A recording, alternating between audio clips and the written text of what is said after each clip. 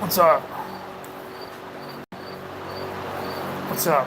Who's this? Who's the Asian guy on here? Who's that? Where do the Asian guys come from? You guys like hackers or something? Or what? Fuck. I'm spilling sloppy dip all over the place.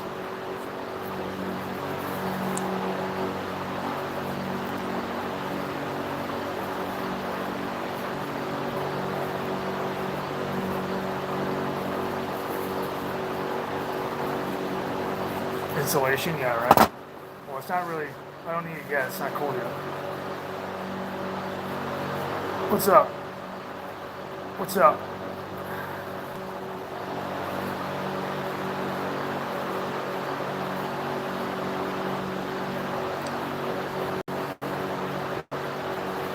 What's up?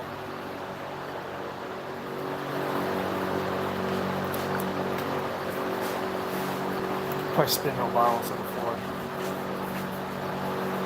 You're gonna get banned. I don't like you already. You're fucking annoying.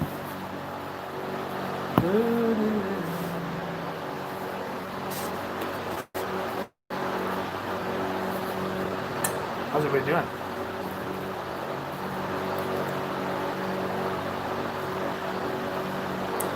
Yeah, people die every day.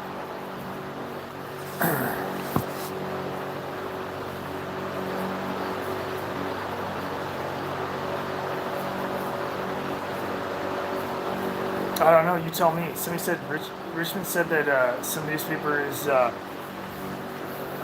calling American contingency like extreme right wing.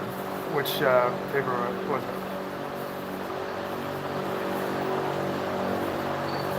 Kevin got laid off. Oh, her. Yeah.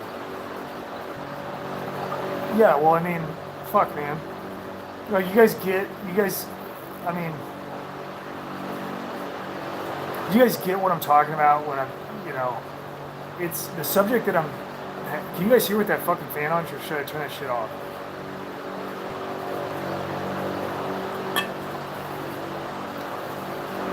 Or what?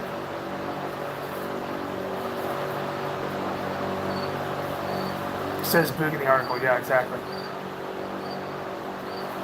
All right.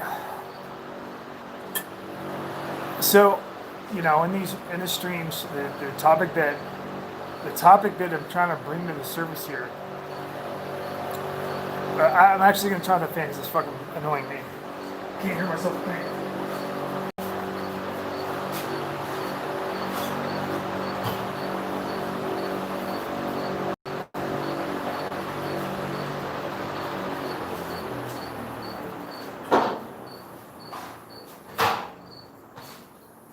All right, my apologies. Sorry for that. All right. All right. So the topic that I'm discussing in these streams, right? Because of its intensity, like, and it's fucking because it's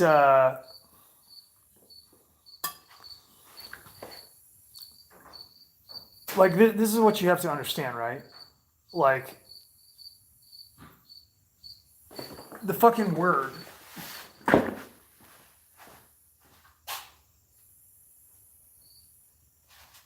the fucking word, the word Jew is the most powerful word in the human language at this point, right? And that's been made that way, okay? And so you can't discuss it. Not only can you not, what do I mean you can't discuss it? You're not allowed to. Like you're not allowed to use the word, right? It doesn't. It wouldn't even matter what you're talking about if you're using the word Jew. If you use the word Jew too much, let's say that you're in the fucking, let's say that you're in a corporate job.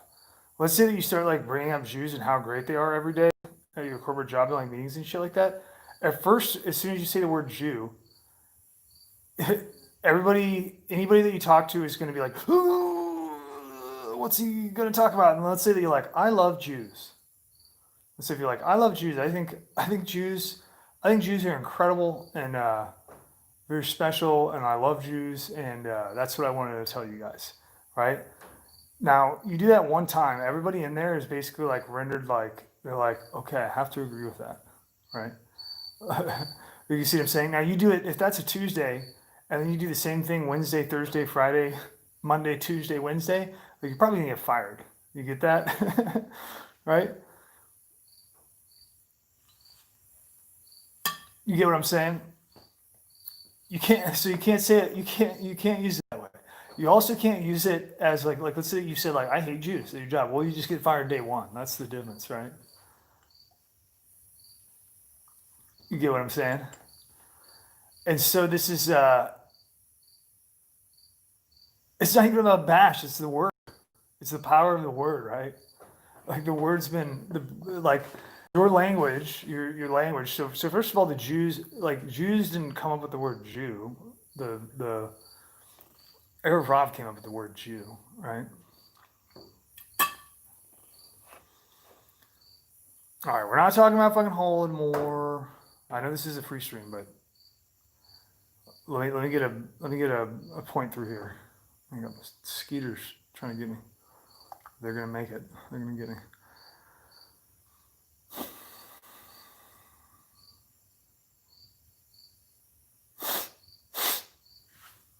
Kevin had a base boss. I guess he talked about Jews a lot or something. I don't know.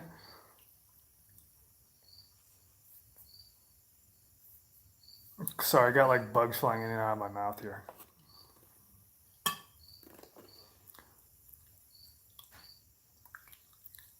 So, what is the point of this, right? Like, so you can't you know the Jew is like a power word, the word Jew, and so you regardless, and the further away that you get from like interacting with Jews, the more like constriction that it has in terms of like how you can use it, right? Like if you're working at like a synagogue or yeshiva, like you're gonna be able to say Jew, the word Jew freely, like between you, right? If you get pulled over and you start saying, if a Orthodox Jew gets pulled over and starts like using the word Jew, I guarantee you that the fucking highway patrol fucking let you go real quick just because they want to stop hearing the word, you know. You see what I'm saying? Like that's the reality of it, right? It has an extreme power that's been constructed and introduced into it, and the topic is at the center of everything, right? It's at the center of everything, everything, and then people want to deny it, right? And in denying it, like while they deny that it's not at the center of everything, they expose its actuality as being there in the center of everything, right? So when people are like, this is inappropriate to talk about, they're exposing the reality of the situation and the control of language and thought that becomes raised to the surface when you begin to talk about like how you can't say it. You know what I mean? Do you get what I mean?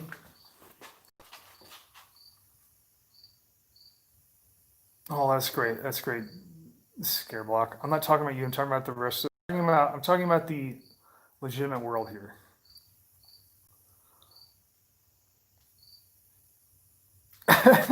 So he said, just said they wore their fucking COVID mask as a yarmulke.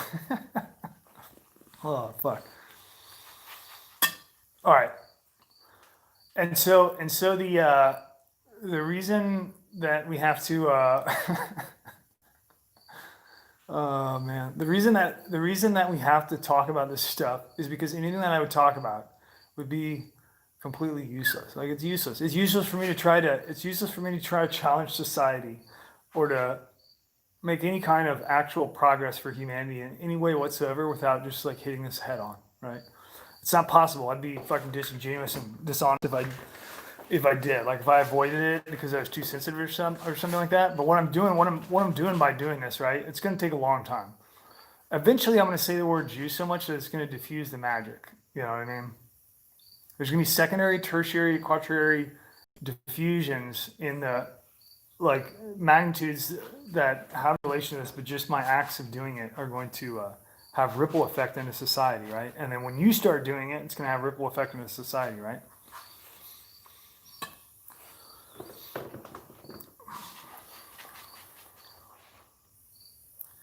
Can't change nothing. Yeah, that's true. You can't change anything. It just looks like it when you change things. It looks like you changed it. You didn't really change anything. It's changed for you. Now the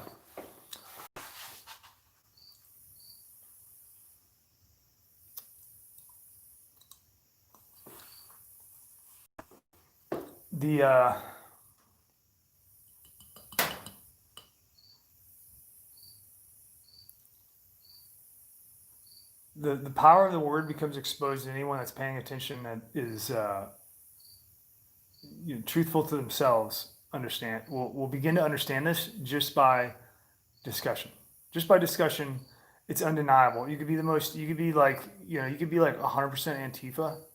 You could be like a fucking Antifa track star out there at every Portland riot and shit. And if you could actually withstand the uncomfortability, because I guarantee you, like Antifa and shit, they probably gets more uncomfortable than anybody when they hear the word Jew. If they can withstand being in a conversation about it, they're going to leave the conversation if it's a realistic conversation, not like a shithead conversation where it's just a bunch of people trying to dump on each other and blame each other and shit. Just talking about the social engineering of language and the word Jew and its sterility. Like you can't have a conversation of it without causing the acknowledgement of the special place that the word Jew holds in communication for all people, right? For everybody, including the Antifa, the hypothetical Antifa dude in this example I'm giving you, right?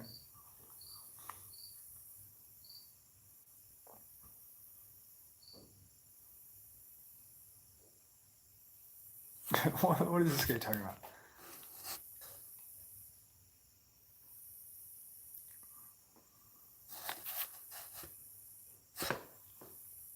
I'd go on with Owen. I'd go on with fucking anybody. If anybody can get a hold of anybody, I'd go on. Other shit that would, help. Like I don't know. Okay, here's a couple of things, right? Two things that would help. Would be if somebody could format these into podcasts and put them in a consolidated podcast. Just like strip video, put audio, make it a podcast so that people can listen to it on podcast, and I'll link it if you can do that. If anybody knows how to do that, I don't know. I mean, I'm too dumb to know how to do that. If you want to fucking contact somebody on my behalf and say like, hey, do an interview. If it's somebody that has more than, if it's somebody that has more reach than this channel, like, then yeah, let's do it. You know what I mean? And there's not much here, so that's a lot of people. Go ahead, set it up. I'll fucking do it. I'll make time for it. I'm usually available in the evenings.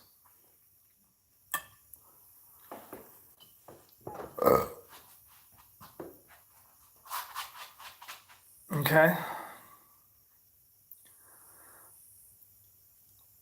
Now, what do I really want to say? The other thing that would be cool if you, what about, oh, this is good here. No more news, TC. Why do you say no more news?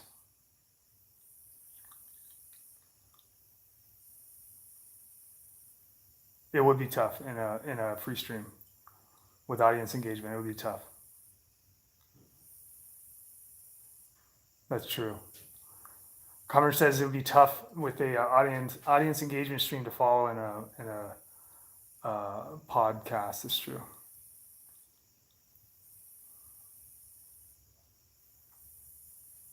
You're not gonna get me on fucking Joe Rogan. I can tell you that right now.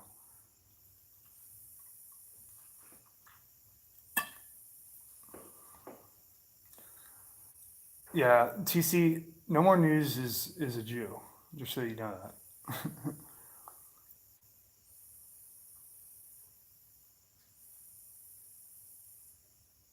I don't know anything about Ryan Dawson. I mean, I've seen some of his videos.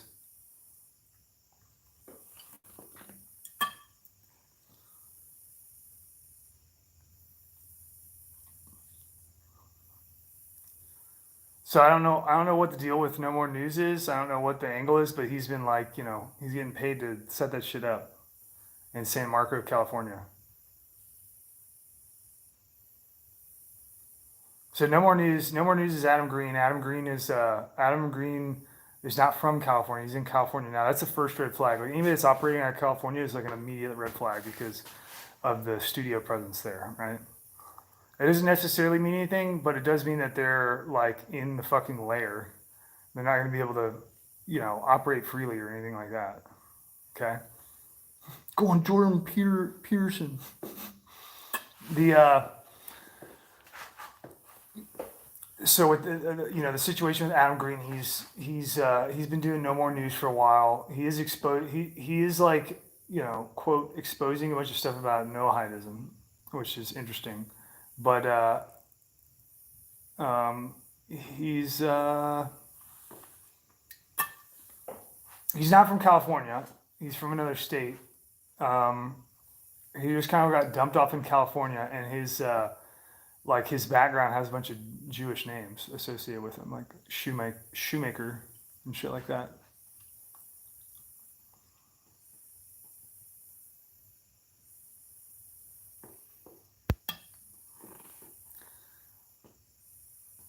Just so that you know, I don't know if you know that. I don't know if Adam Green is some kind of like some kind of esoteric surveillance op or honeypot or what. I don't know. I tried to watch the greatest story never told. I think I didn't think it was that good.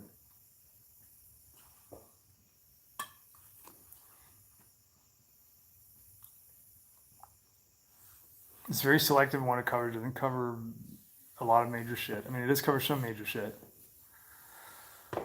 There's so much stuff going on in World War II that if you focus on the wrong angles, then you start to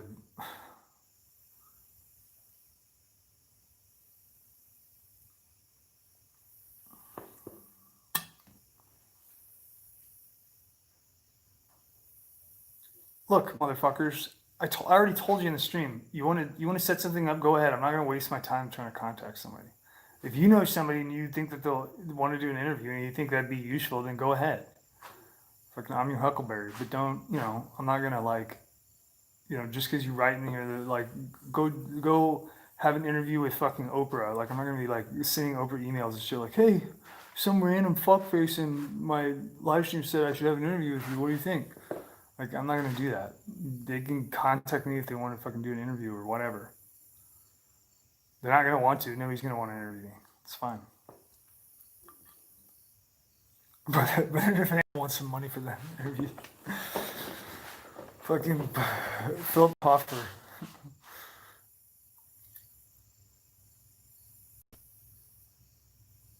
Oh shit. I tried to quit. I tried to cut down on my dip today, so I went like all day without dipping. It was basically like when you quit dipping, like if you go like a whole day without dipping, it basically turns you into like I don't know what it's like. The closest equivalent I can think of is if you were in combat and you had like a really bad day and then you're just and the whole squad, that whole squad was just like fuck it, let's do it live, and they're just like you get that fucking death walk and you're just like all right, we're going to commit murder now, and like we don't care about anything. That's like the type of mindset that it puts you in when you quit dip.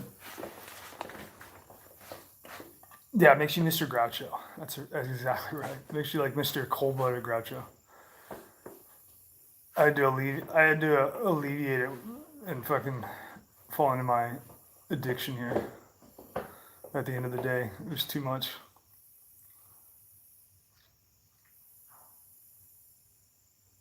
Oh, I'm not gonna vape. No way.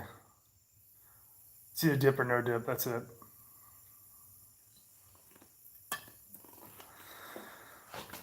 I did go the whole day without dipping though, up until the evening, and then I'll probably try to do the same thing tomorrow. I'll probably just try to cut it down intermittently through the days, and hopefully at some point I can fucking cannonball that shit. Anyway, we should stop talking. Let's not talk about me. The let's see. Um, what do we want to talk about? Man,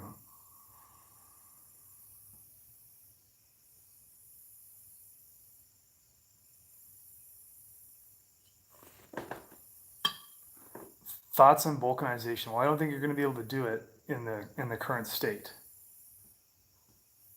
So I do get a lot of. Let's cover balkanization, right?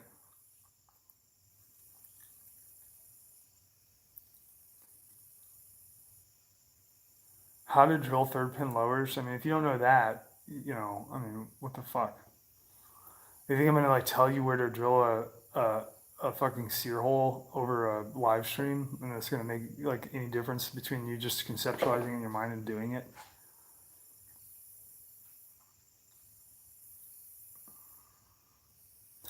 I would get land now. Yeah, I mean you're literally fucking drilling a hole through a piece of 7075. He does. He glows like a motherfucker. He's a glower for sure. The the fucking, I mean, you're drilling a hole and either it functions or not. If you're dumb, you're gonna put it in the wrong spot. It's probably not gonna function, right? So you might want to put it in the right spot.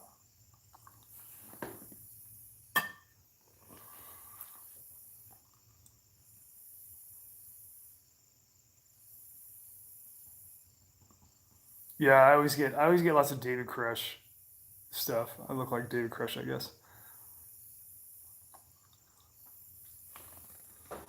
It wouldn't even matter. It wouldn't even matter. So there's nothing illegal about like describing a fucking third pin location.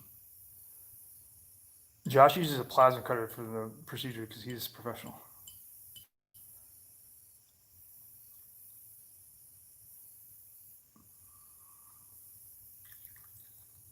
How far into history do you go? What is that? What does that mean? What do you want to talk about? Should we talk about the United States? You guys want to talk about the United States or what?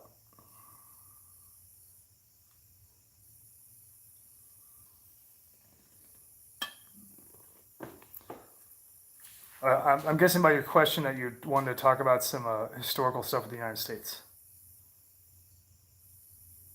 Unless you want to go back, you want to go back further than that. You want to talk about the Khazars? You want to talk about Iran? You want to talk about the Persians?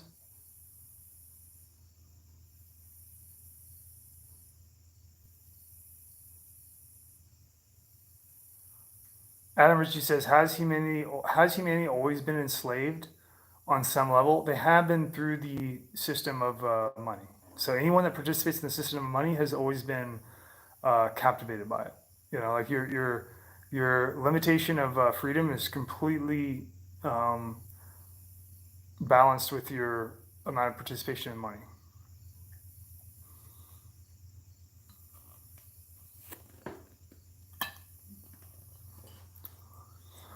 Somebody's asking on Discord. I don't know. How the fuck would I know? Josh, do you have a Discord going or what? Is there a Discord that's associated with this kind of stuff right now? I wouldn't know. I'm not on there.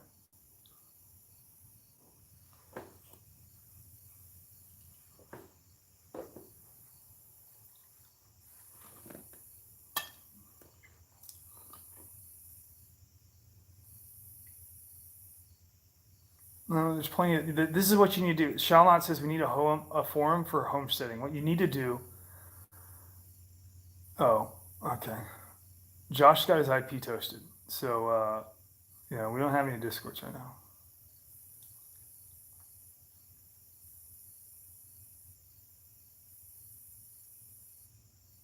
Well, Amalek at this point is spiritual. Somebody's talking about Amalek.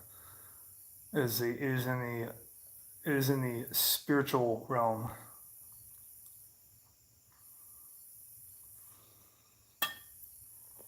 All right, so uh,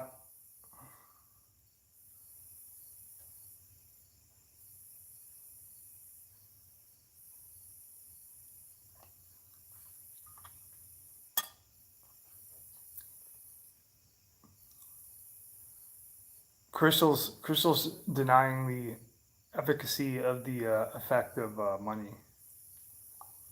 I would disagree with you. I mean, she's using the term like evil and stuff. I'm like that's. I don't think that money is evil. I think evil is evil. I think that money enables it in a high velocity.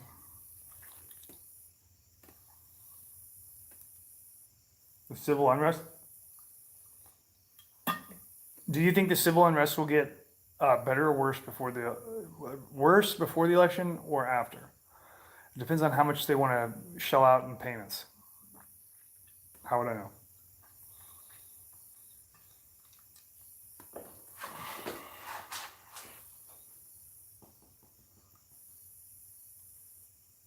No. All right.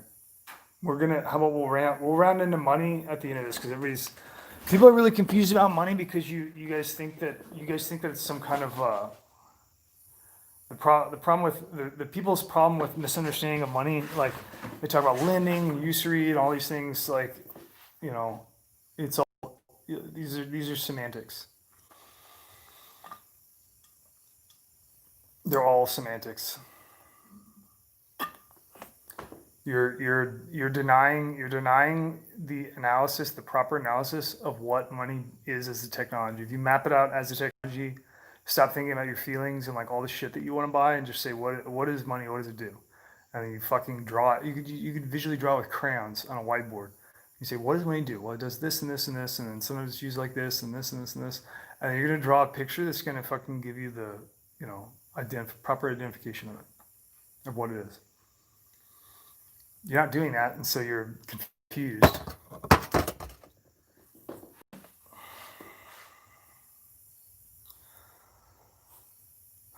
So okay, so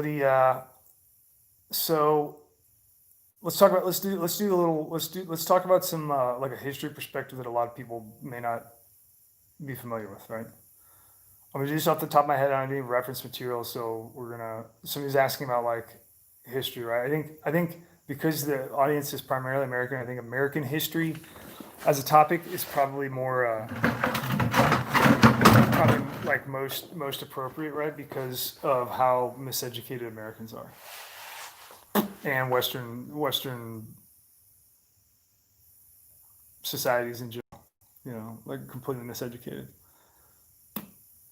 Okay, and so you get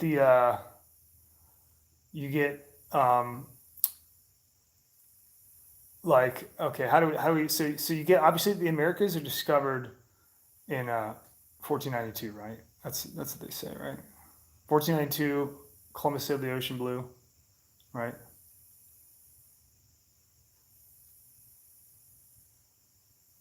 Well, good for you, Nolo. The so the so obviously, that's Spain, right? That's Spain. The Spain is the last major remnants of HRE, right? And it's post Charlemagne era, right? As it's dying out, and that is followed by nation state conception, right? Which is an abstraction, right? Like the idea of a nation state, like we're all born in a nation state, and so we think of it like everything's a nation state, like nation, state, a state structure, right? We think of it like that, and the way that we think about state is like a republic as its base. Obviously, what they say now is democracy. It's not a democracy; it's a republic, right? It's never been a democracy. They're switching out, right? But the mechanical principles of what most people colloquially imagine in their brain when they're thinking about a state, they're talking about a republic. Okay. Well, that didn't really. I mean, you had Plato, right? You had the Roman Republic, but it's not really actualized. And the formation of the state in a decentralized, approximation didn't come about until like post HRE, right? That's like when it really comes into play, right?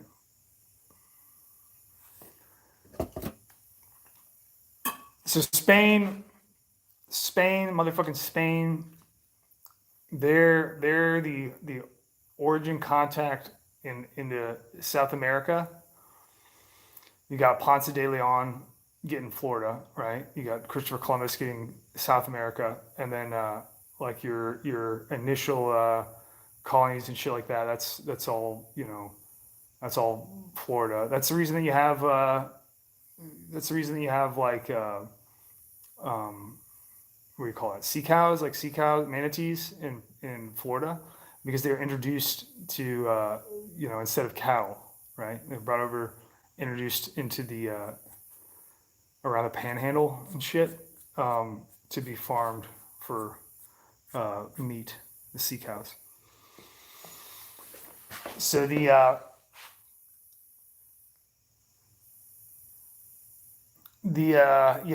why they're there, because people used to eat them. I just said that. So what's really interesting. So in 1492, when Christopher Columbus gets over there, you had basically a civil war going on in Spain between Jews in Spain, like a civil Cold War. Okay, so you had like you know subterfuge and sabotage and fucking money manipulation, all kinds of shit going on in Spain, even prior to Columbus coming over here on expeditions. Okay, um, the way that really gets cooked off is with like the way that it gets so crazy and out of control in Spain, like with Spanish Inquisitions, is due to I've already explained this before, but it's due to it's ultimately due to Maimonides' Mishnah Torah, but in in more specific terms, because the rabbis used to charge money to interpret Torah and Talmud, the like Jewish law, the uh, the introduction of Mishnah Torah supersedes that and negates the like really undercuts the ability to charge money for interpretation, right? Because it's standardized.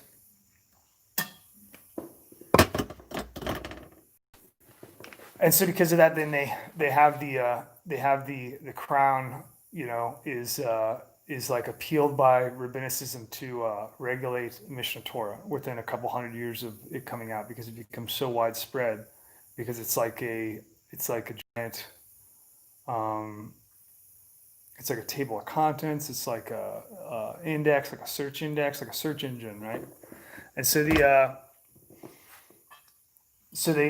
want the crown. The rabbis want the crown to confiscate Mishnah Torahs, but because of like the holy books the Jewish holy books, the Spaniards can't identify what's Mishnah Torah and what's a Torah, right? There's virtually no. I mean, they might as well be the exact same thing, right? And so initially you get a ton of Talmud, Torah confiscation and destruction, shit like that, and then it causes a bunch of problems. And then the crown, like through particularly like the Dominicans, right? The Dominicans are the religious order that is the like enforcement power, right, in the Holy Roman Empire, and they then start to learn about the Talmud like in a widespread sense from this.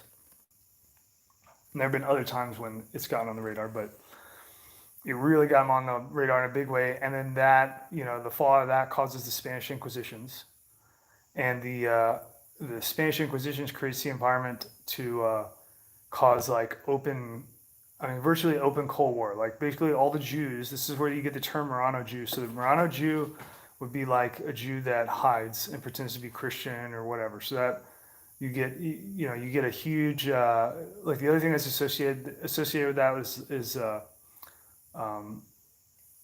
Sabbatai, but Zedi, but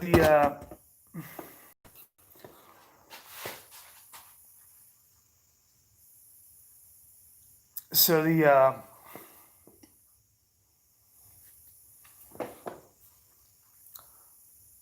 once you get this Spanish Inquisitions, it opens up the door of like they're basically, it's like the Jews and the HRE are locking horns to see who's going to survive, right? Now, at the same time as this, like so the Jews got kicked out of England, in when did they get kicked out of England? Was it 1485? No. 1185? Did the Jews get kicked out of England in 1185?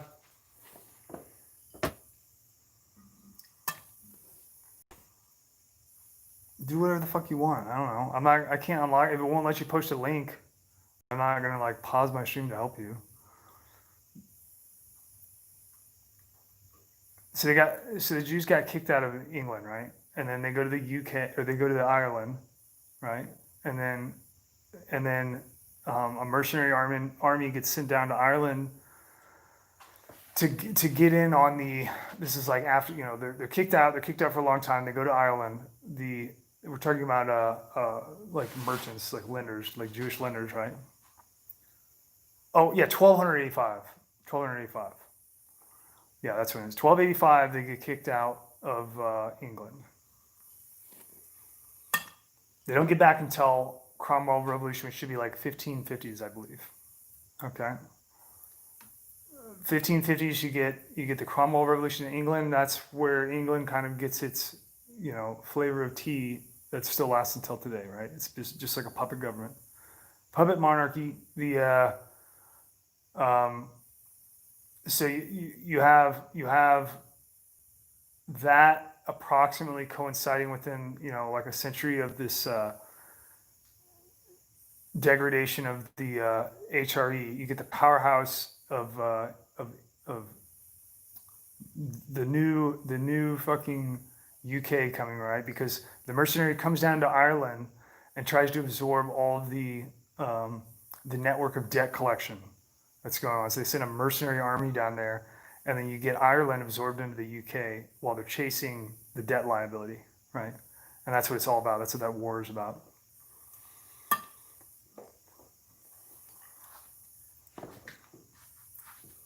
All right. So the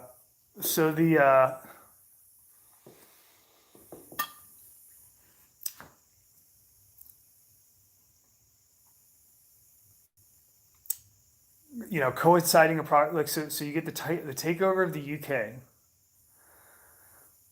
They do a fucking switcheroo, right? You get a big switcheroo there, and that's where you start to get the buildup of what becomes who we fight in the Revolutionary War as colonists, right? But before that, what happens is Spain, through their colonization, and the Spanish colonization of the Americas is very different than the British colonization. So Spain is there first. They focus mostly on like South America and Middle America, right?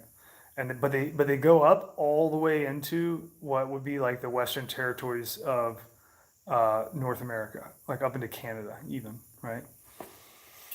They kind of skip the East Coast, other than Florida, right? So like Florida all the way up, like all the way up through the Grand Canyon, all the way up into the Western United States. That's all Spain through this time until they start to become so weak that they can't maintain it, and then you start to get like shit pulled back. Now the Spaniards, and that their weakening is caused by the Cold War with the Jews in Spain at home, right? And this is all going on, coinciding. Okay, we're not doing the solar still right now.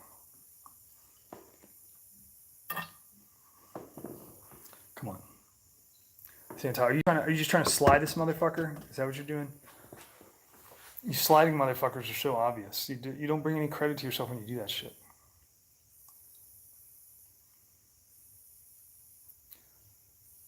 All right. So, anyways, the all this stuff that I'm describing is approximately like coinciding, right? Within like a century and a half. The as Spain becomes weaker, you start to get the UK becomes stronger, right?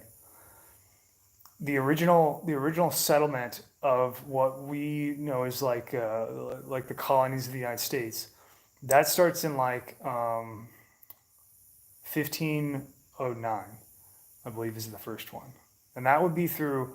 What happens is you get through like once the UK becomes economically captivated in a system, like in a formalized system, and everything gets under control for all of those territories that they hold, all set up. That is then used as like the launch pad to try to just continuously expand it, right? And so like historically, we think of it like we have a vague conception of like imperialism, right? And we're like, oh yeah, imperialism, monarchies, like they always want to expand power, right? That's only half true because the facade of the entity that is expanding power, like who is the king, who's on as the king, is doesn't stay there. Like these kings and these empires, they just fucking flip. You know, they flip and rise and fall all the time. The fucking game is stays the same, right? And that's the key to understanding history. The key to understanding history and actuality is to follow money and to look at the expansion of money systems and trade systems and to follow them and see what kind of shape they fill out over time. So the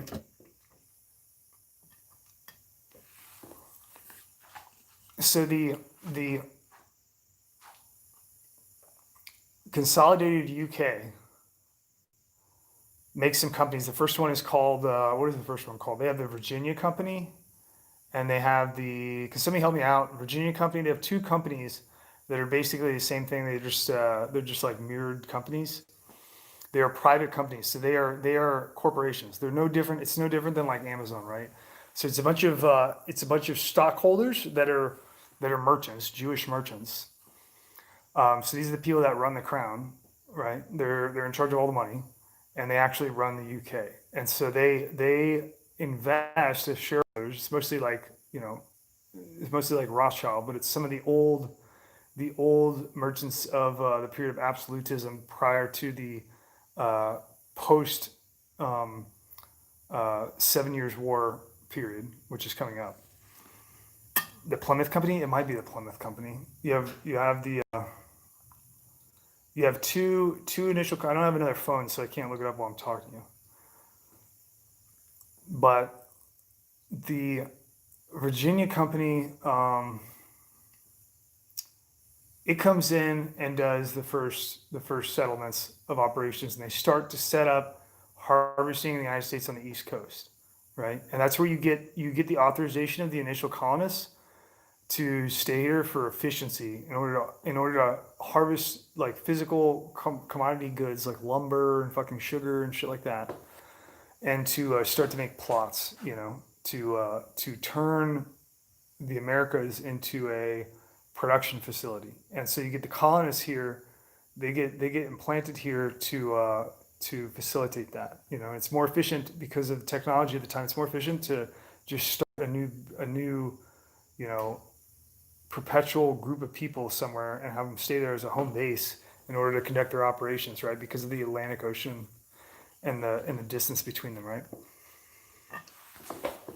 The difference between that and what the Spaniards did, the Spaniards went into like we're gonna colonize this motherfucker no matter what. And so they went into mostly South America because they don't know what they're gonna get into, right? Like they get over here, they have no idea what they're gonna find, right? So they go into South America. They have what's called the La Costa system, which is a like a racial colonization thing. And so what they're doing in racial colonization in La Costa, the Spaniard technique was to send over like males, and then the males would like mate with the females, and then you would get intermixing, racial intermixing, so that they have permanence there. And this would be like primarily the major power at the time in South America was the Aztec Empire, right, which is very advanced, like for a society in the Americas, right? So the Aztec Empire begins to become weakened by racial crossbreeding through a racial colonization program. And this is the difference between the British colonization and the Spanish colonization. It just has very different effects. The British one is purely economic in terms of focused on like organizing the new land into a production facility. It's purely economic, just like a business entity that is profit focused, right? The the Spaniards are focused on it in terms of like just getting there and like capturing the flag, right? Like they're just trying to like we're gonna get there and then we're gonna intermix and then we're fucking there. Like you can't get us out then. And it was so the really interesting thing is the Spanish model was so effective. That's why I mean it worked. So like that's why South America is what it is and why they speak Spanish is because the La Costa system worked really well, and this is where you get like the initial giant waves of slavery, like African slavery and shit, and then in La Costa system you get tiers of a caste system of like political power, right, in Spain, and that still lasts into today. Um,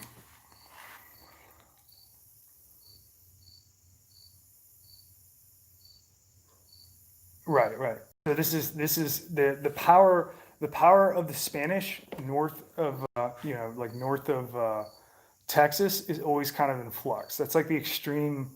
Other than, I mean, they push up a lot farther than that, but they always like they bounce back and forth through history, and they're unable to. It's on the edge. It's on the edge of their in horizon of influence, and then they start to run thin on resources and on money because of the situation back in Spain. In terms of pushing resources out there.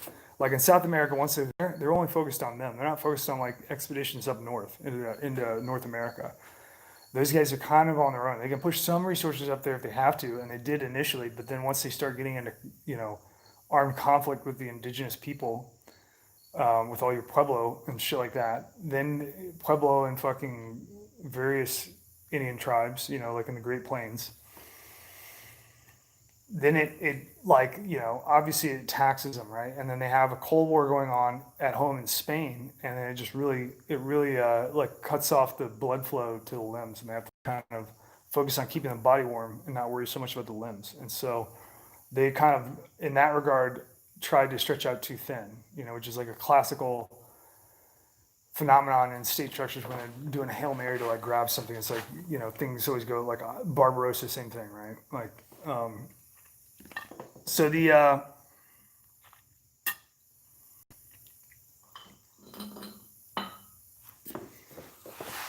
so what happens? You get like obviously like France gets in there and does a bunch of their own colonies, mostly like Canada.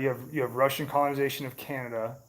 After this, you have French colonies that come in, and it's all under like economic companies. The French colonization is a little bit more nationalistic, whereas the UK is purely money driven, and that's why you get permanent colonists that are like set up in order to facilitate that. And then that culminates in the 7 Years' War, which is actually the First World War, right? So World War I is not the First World War One. The fucking 7 Years' War is World War One, and it spans Europe, it spans fucking like islands, it spans the Americas, it's everything, right? We know it as the French and Indian War here. It's the 7 Years' War. It's the first World War. Okay. Now, what was that? What was the First World War? The 7 Years' War. What it was, in aggregate, was the outphasing of the old period of absolutism, monarchy, and the inphasing of the new concept that nobody knew. That was the nation state concept, right? As we think of it now, which is decentralized, where you have like these leaders and like various experiments of like how the leaders interface with the population and how they organize their like production, and the United States is really unique because it's so centralized on the people in terms of the Constitution and Declaration of Independence, and that's almost like, how do I put it? I think of the conception of that, the Declaration of Independence and our right to revolution, like that idea. I think of that as like the crown was placating to the United States in that when, well, like once they lost, once they got pushed back, they were kind of like, okay, okay, we'll pull back, like we're gonna get you in the end. You know what I mean? And then, like I think that's kind of the thing that Americans misunderstand, that this is a multi generational, like nonstop thing. And we always think like because we fight like one war we get it, and and then we fail to understand that the actual captivation is the money system, so as long as you use that, which is well, we'll get into that. So you then have a period in the United States, and this will go into balkanization, right? Because we're getting so many questions about balkanization. The the like west of the Mississippi is pretty much closed off because mostly because the reason why is mostly because of like compartmentalizing the potential of engagement between the nation powers, like the monarch powers, right? The empire powers. So like because of Spanish are west of the Mississippi, and then you have like all of your tribes are mostly west of the Mississippi after initial engagements for the first 100 years of colonization from Spaniards and Brits and French. Because of that, they're kind of like, okay, that's the no-go area. Don't go over there. The the post Civil War is the land grab. Okay, so like what a lot of people don't understand about the Civil War Civil War had fuck all to do with slavery. By the way, had nothing to do with that. It was purely economic, purely fucking economic. Uh, the like east of the Mississippi was being turned into a factory, and then you had like initial industrialization in terms of production of commodities, and shipping them out from the United States. The United States isn't like consuming all the things that they're producing; they're shipping them out, and they are producing enough to sustain themselves entirely, and then their surplus is shipped out, right? And that is like all done through the crown. It's the authorization of the crown. The all of these private companies that created the initial colonies, which is a economic endeavor. It is a private corporation type of endeavor, not necessarily like a crown endeavor. Like the crown basically has to you begin to have the emancipation of the lenders from the crown in autonomy, approximately coinciding with this time. And then what basically happened was the 6 Year War was like the moneylenders basically going like, okay, we're done with you fucking crown people. Like you guys are all gonna kill each other, and then we're gonna placate to your populations, and we're gonna be like, hey, you guys want to be like more free? Why don't you kill all your leaders, and then we'll give you like new leaders. And that's really what the 7 Years War is. They toss everybody into a meat grinder, and then it comes out. You get a ton of switchover in alliance and stuff, and nation alliance in the 7 Years War, particularly in Europe, and then you get out of that, and you start to get the HRE. The HRE like puts its last knee on like the Germans. It's like the German people as a broad sense.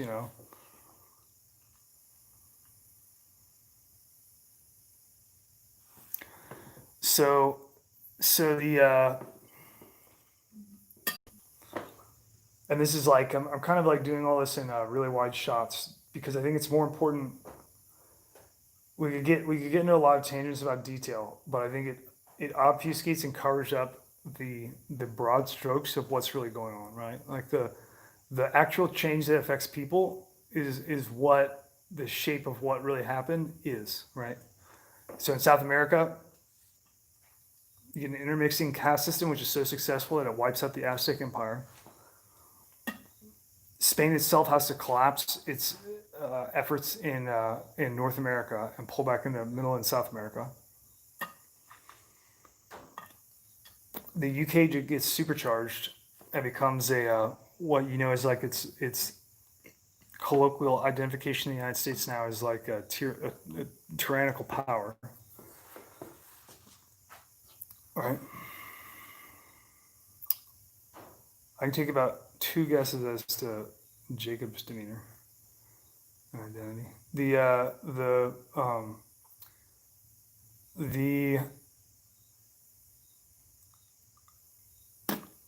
colonies. Like I guess we probably shouldn't talk about the revolutionary aspect so much because it's probably like the thing that people have heard about the most, right? So the what else is significant here? The land grab. You have like the 1866 land grab. So in 1866, that's when like I'm kind of skipping ahead here. We're going past the Civil War, but like pretty much like the state structure said like don't go west, and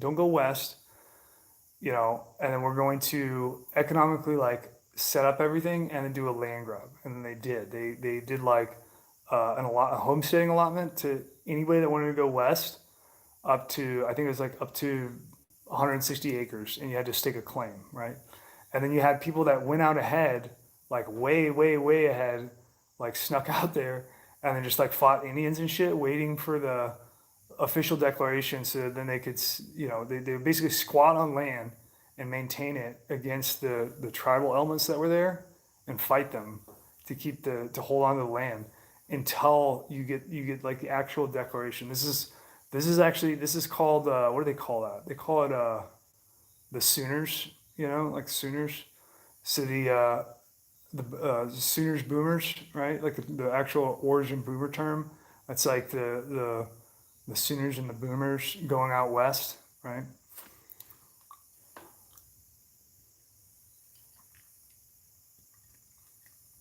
They're going out there ahead of time to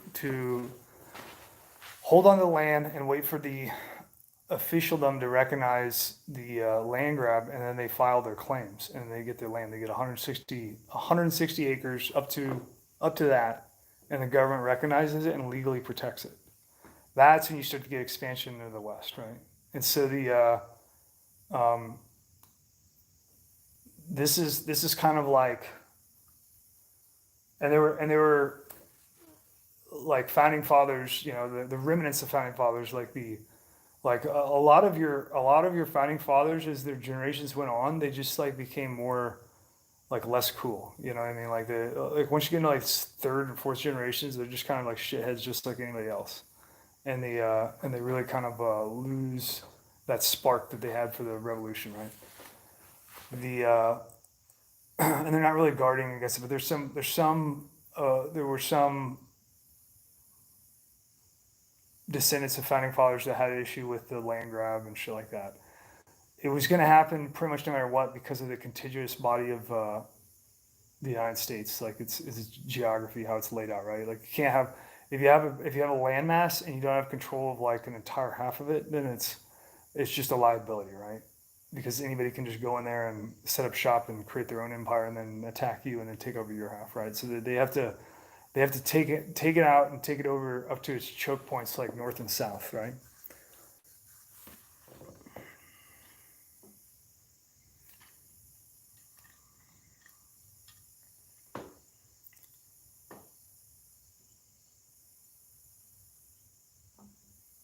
Yeah, then you probably know what I'm talking about if you're a seventh gen descendant.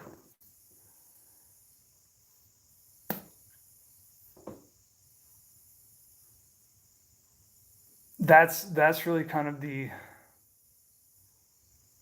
understanding that people don't get about like the founding of the United States, is that it's not we look at it as Americans, we look at it like we chose our destiny. We didn't. We were reactive, like little uh, fucking electrons bouncing all over the place. We were pinballs bouncing off of the stimulation of the walls, the bumper pad, the pinball bumpers on the side of the machine, and then we like in our existence, we view everything like our choice. It's like, it's not really what it's not really what's going on, right? Yeah, well, Rhodesia is named. Like Surgeons is asking, was Rhodesia a Rothschild country? So Rhodesia, the name of that is actually derived from like Cecil Rhodes, right? Cecil Rhodes. There's a lot of discussion about Cecil. I don't really get into it because he's almost like a subset that's less important than the primary power, but it is, there is tie into Rothschild there. Like that's what it is.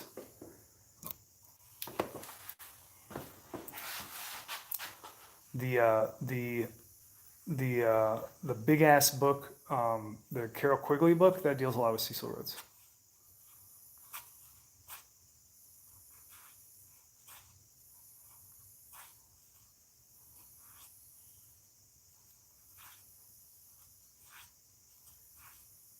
Howdy, howdy. You were already in here, weren't you, system? Why are you saying howdy now? No, I don't like Queens of the Stone Age.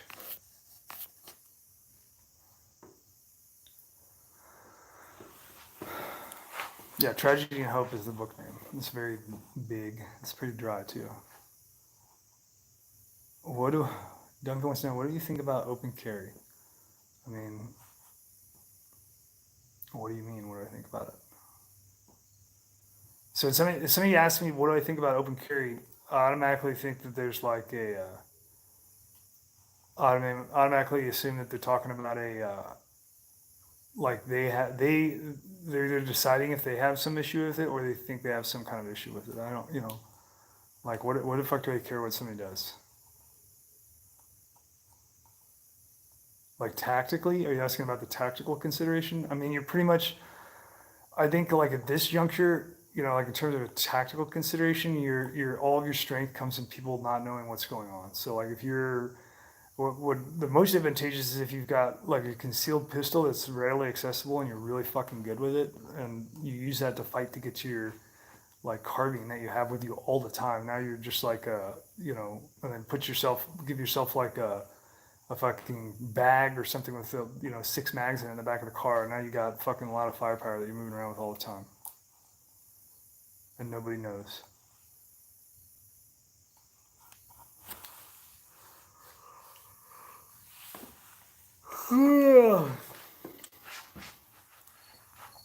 So we got a bunch of shitheads in here in the stream, or what? In a ghetto Home Depot? Yeah, I don't know. There's always an Uncle Mike's holster. But like I don't have any judgment of open carry people. You want to carry gun carry however you want.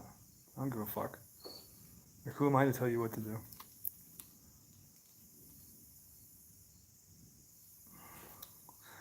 Oh, so somebody's talking about G. Edward Griffin. So Edward Griffin is kind of like I don't really like Edward Griffin. The reason why is because he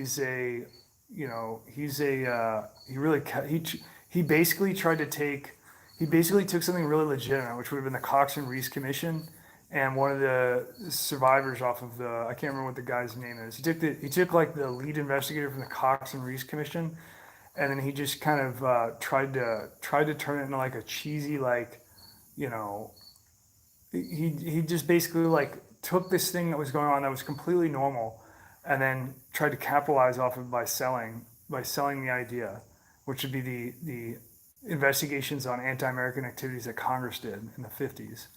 And so he interviews a Norman Dodd is the survivor. He's like old as fuck, and Edward Griffin does an interview with him, and then his entire approach is just like to capture that identity. Like there was Norman Dodd was basically saying like, hey, I did the investigation for Congress. Shit's fucked, guys.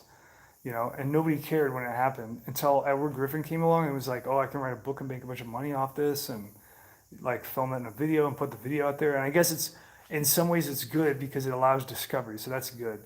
But I feel like his approach was like, he should have gone more all in, you know? He was looking at more of like, what can I get out of it and how can I gatekeep and bogart this to produce a revenue stream.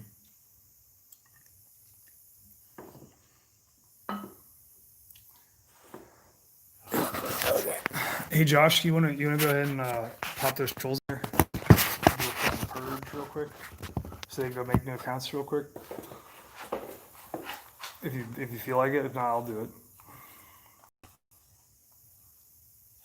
Yeah, I mean the Norman Dodd interview is good because it's there, right? So it's good. It's good in the sense that like Edward Griffin's endeavor exposed the like what was going on, right? And if he hadn't have done it, it'd be a lot less exposed. Like people wouldn't know about it. Another one that's really good is uh, what the hell is his name? The guy who's even better is oh man, my brain is not working.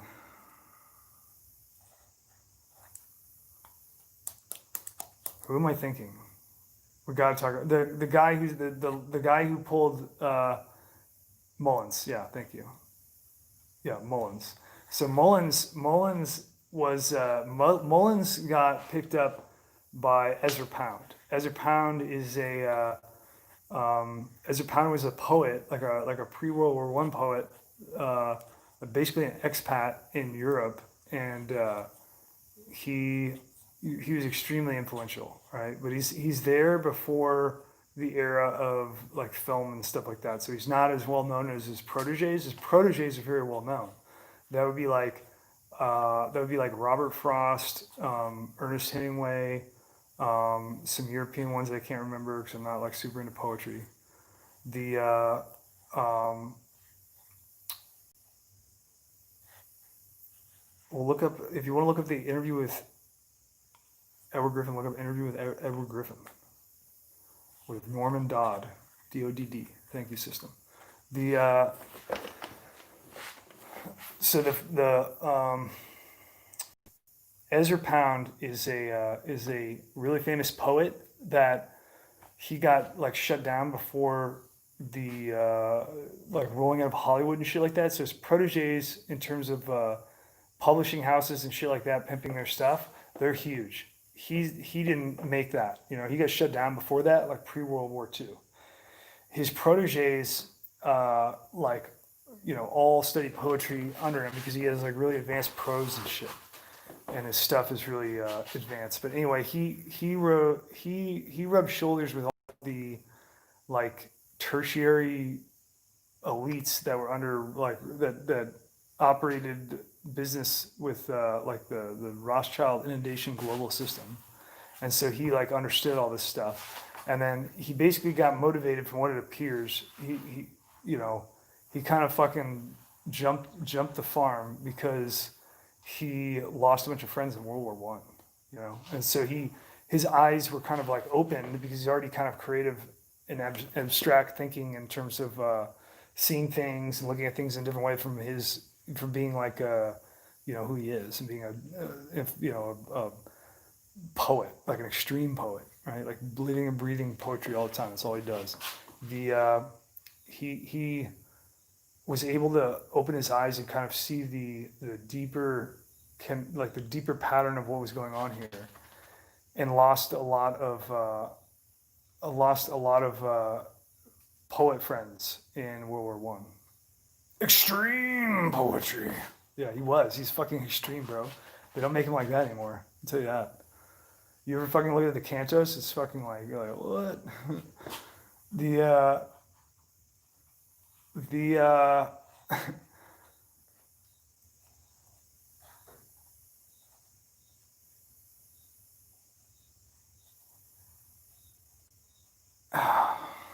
you guys can't stay on topic, can you? It's just not possible.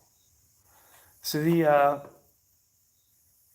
anyway, Ezra Pound gets tied up into fascism with like Mussolini and like Germany and shit like that, and so he gets you know imprisoned in a psych ward for like years and years and years to suppress his publishing because he's like publishing and voicing all this shit about Rothschilds all the time, and he was a direct enemy. Like President Hoover, was like a direct fucking adversary to Pound, and is responsible in terms of like the authority that is making sure that he stays in the mental institution. That's President Hoover, you know, which is suspicious in itself because like why is a president worried about some poet and like keeping him in fucking prison all the time? Well, they're politically suppressing him because of his popularity and notoriety and influence on society in that time. And the most like obviously they're not gonna whack him back then because that'd be a big deal. So they're gonna they just make his voice die out and they put him in a mental institution and fucking like pump him full of drugs and shit. And then that's where Mullins find him. So Mullins works to get Pound out, and then Pound gets out like before his death and stuff, and then pretty much picks up Mullins as a protege. And Mullins, I think like Mullins' early career, he was like some kind of librarian or archivist for like a government, maybe the Smithsonian Institute. I'm not sure. Right? Yeah, Herbert Hoover was like, how do I describe Hoover? Um, System says fascinating history with Herbert Hoover, and that's right. Herbert Hoover stands out because he's kind of like you know, like every president has a degree of culpability in terms of how much they're playing ball. But the stuff that's like going on in terms of world power is so disgusting that I think that most people, when they're involved with it, they just can't psychologically handle it. You know, so there's a certain limitation. It's usually like one or two big things or changes a president will, fulfill or whatever in their time in office before they like realize that they can't look in themselves in the mirror anymore, and they just like disappear. You know, they just go away with their tail between their legs because they were had right. The fucking Herbert Hoover is like one of the exceptions to that, where he's just fucking like all into that. He plays ball. He is doing his entire career prior to becoming the president, prior to becoming the Secretary of Commerce, prior to even like he's just a cutthroat motherfucker. Just like doesn't give a fuck about anybody or anything, and it's just like I'm making that money, and I don't care how it happens. And he just his history is just nonstop. His history is just nonstop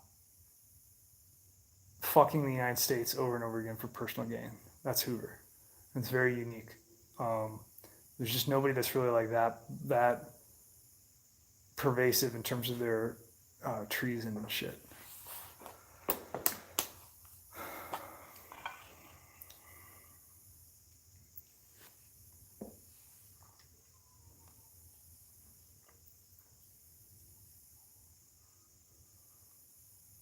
Wait. Somebody's talking about Grantham. Is Grantham trying to get a hold of me? Or what?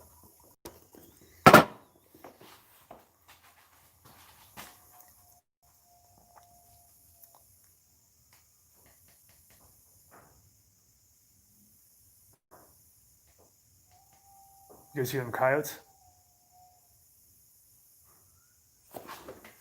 You hear them yotes?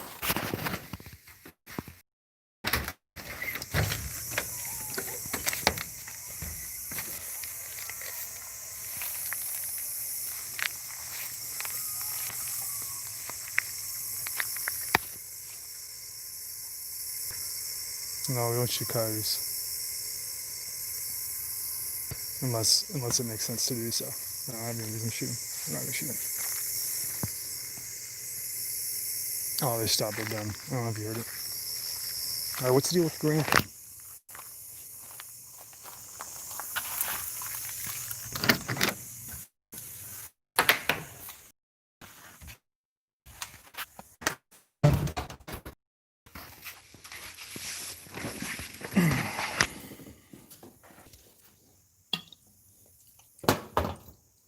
Yeah, if they try to get the chickens, they go down because that's too much work to try to mess up that.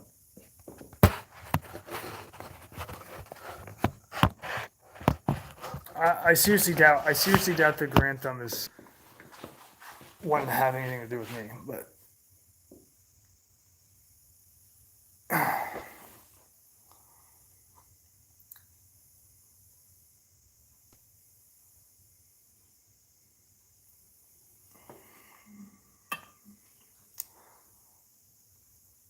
so anyway, that is the. You guys' questions are just ridiculous.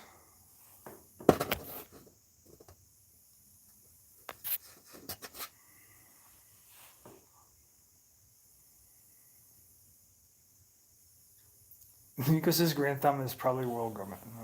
Who the fuck knows? Maybe.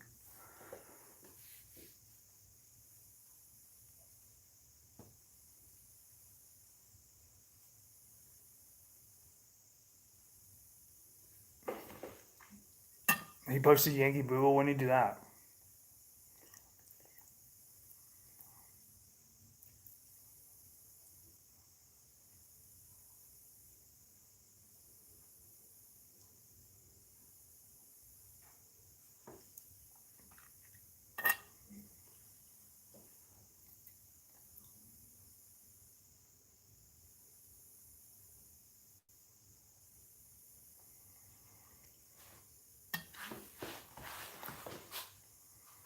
Is Bill Cooper's info any good? No, it's not.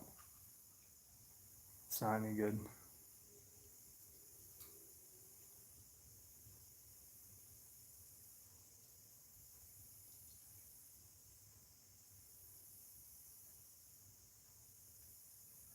Okay, for the Jews, like for the lost history, like absolutism history, the best consolidated source I found is the Court Jew by Selma Stern, like 1950, publishing, Jewish American History Press or something like that. It's probably like the most. I mean, it has a lot of detail in it and a lot of the family names of the merchants, which are very protected. So I've talked with Pacona a little bit. We don't talk that much. I mean,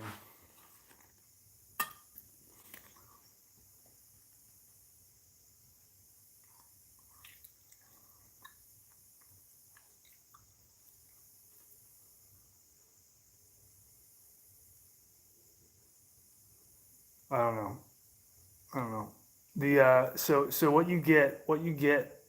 I guess one of the things I should add, going back into history, the significant thing that you need to understand is that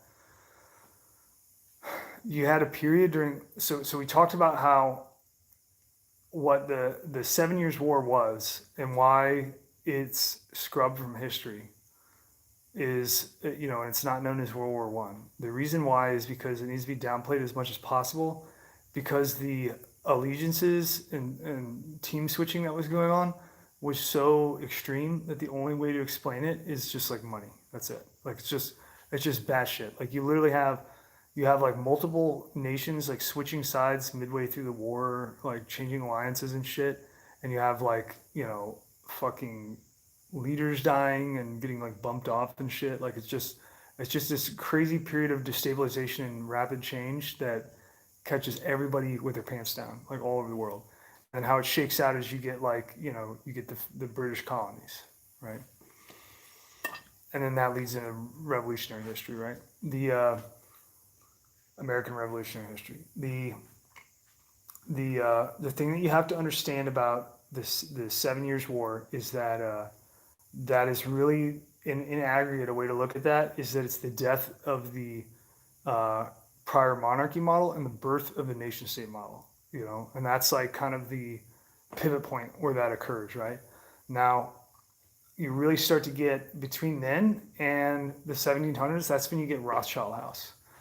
So Rothschild House is the consolidation of all of those merchants from the period of absolutism, kind of going away and disappearing, right? So they're not killing each other or anything like that. They didn't like fight, okay? They were everywhere. Every monarchy had a court Jew that ran all the finances. And originally the this would be like in the Charlemagne dynasty, like the post Charlemagne dynasty.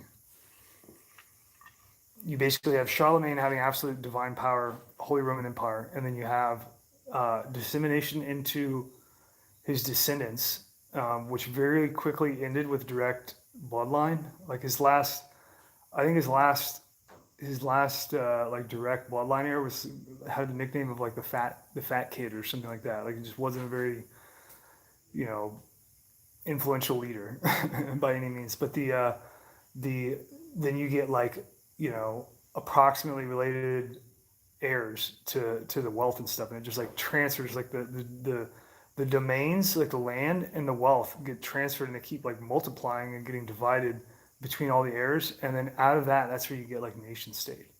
You know what I mean? So they're like all killing each other all the time. The way that they're killing each other is because they all have court Jews, right?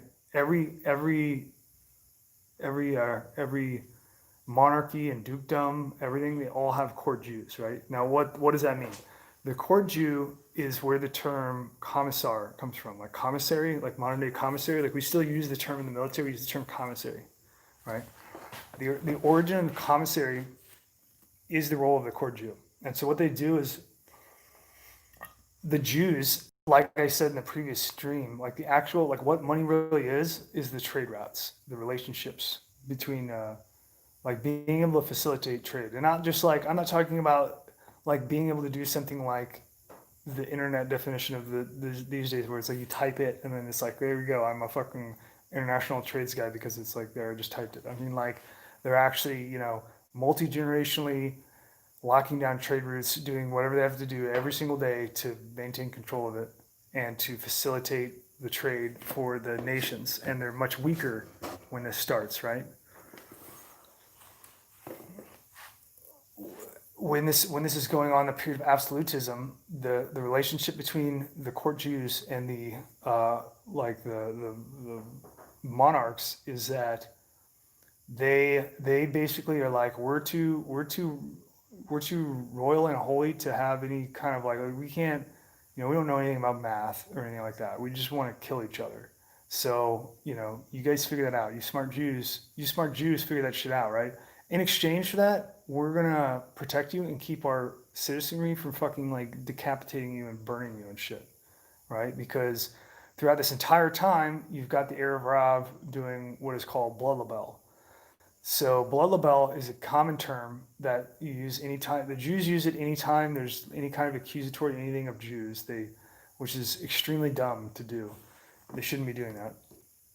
It's used all the fucking time. The blood label period, what that is in the period of absolutism, that is like a series of like,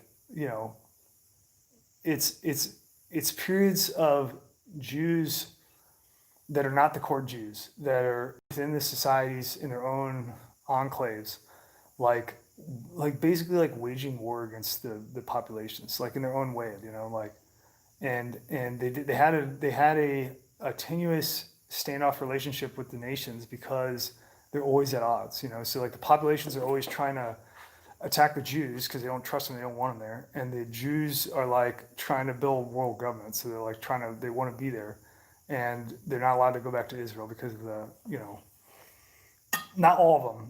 Like I'm not speaking about Jews. I'm talking about the people that are involved in what's called the blood labels, right? I'm talking about, basically what I'm talking about is the Erev Rav, right?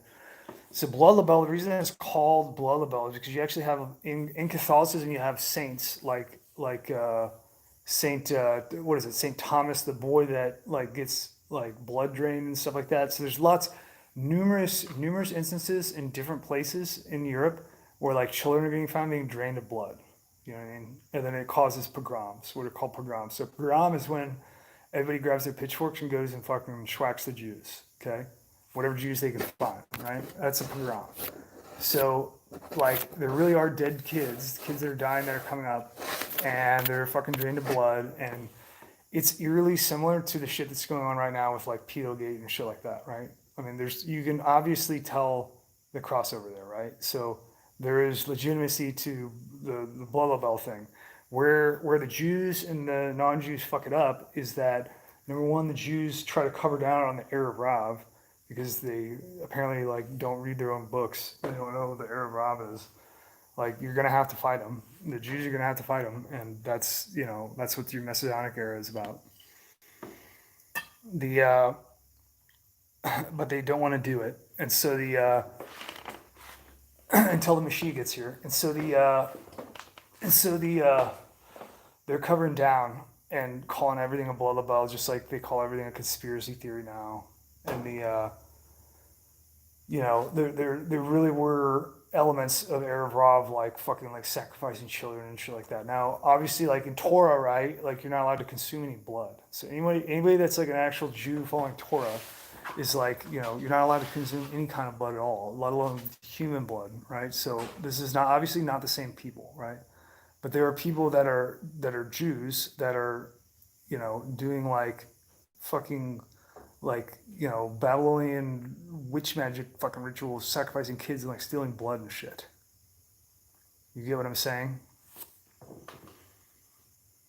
And that's where the term blood label comes from, right? So because of blood label shit going on all the time, and by the way, in the broad categorization of blood label, you also get like things like the Black Death, which was the pneumonic plague, which would be like the stuff that affects the lungs, right? Bubonic would be like fluids. Mnemonic is when the form of that plague passes into being fucking like, air passable, and it becomes extremely deadly, right? Probably gonna get it here. But anyway, when that shit was going on, there were huge pogroms against the Jews. The reason why is because people were like catching fucking Jews throwing like dead bodies down wells.